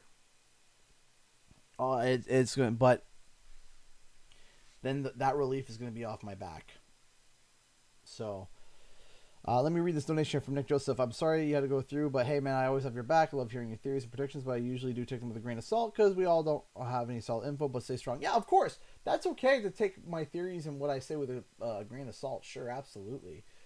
But some of the things that was said about me were just straight up nasty. So, Activision, here, have an egg. What would your reaction be? I would be over the moon.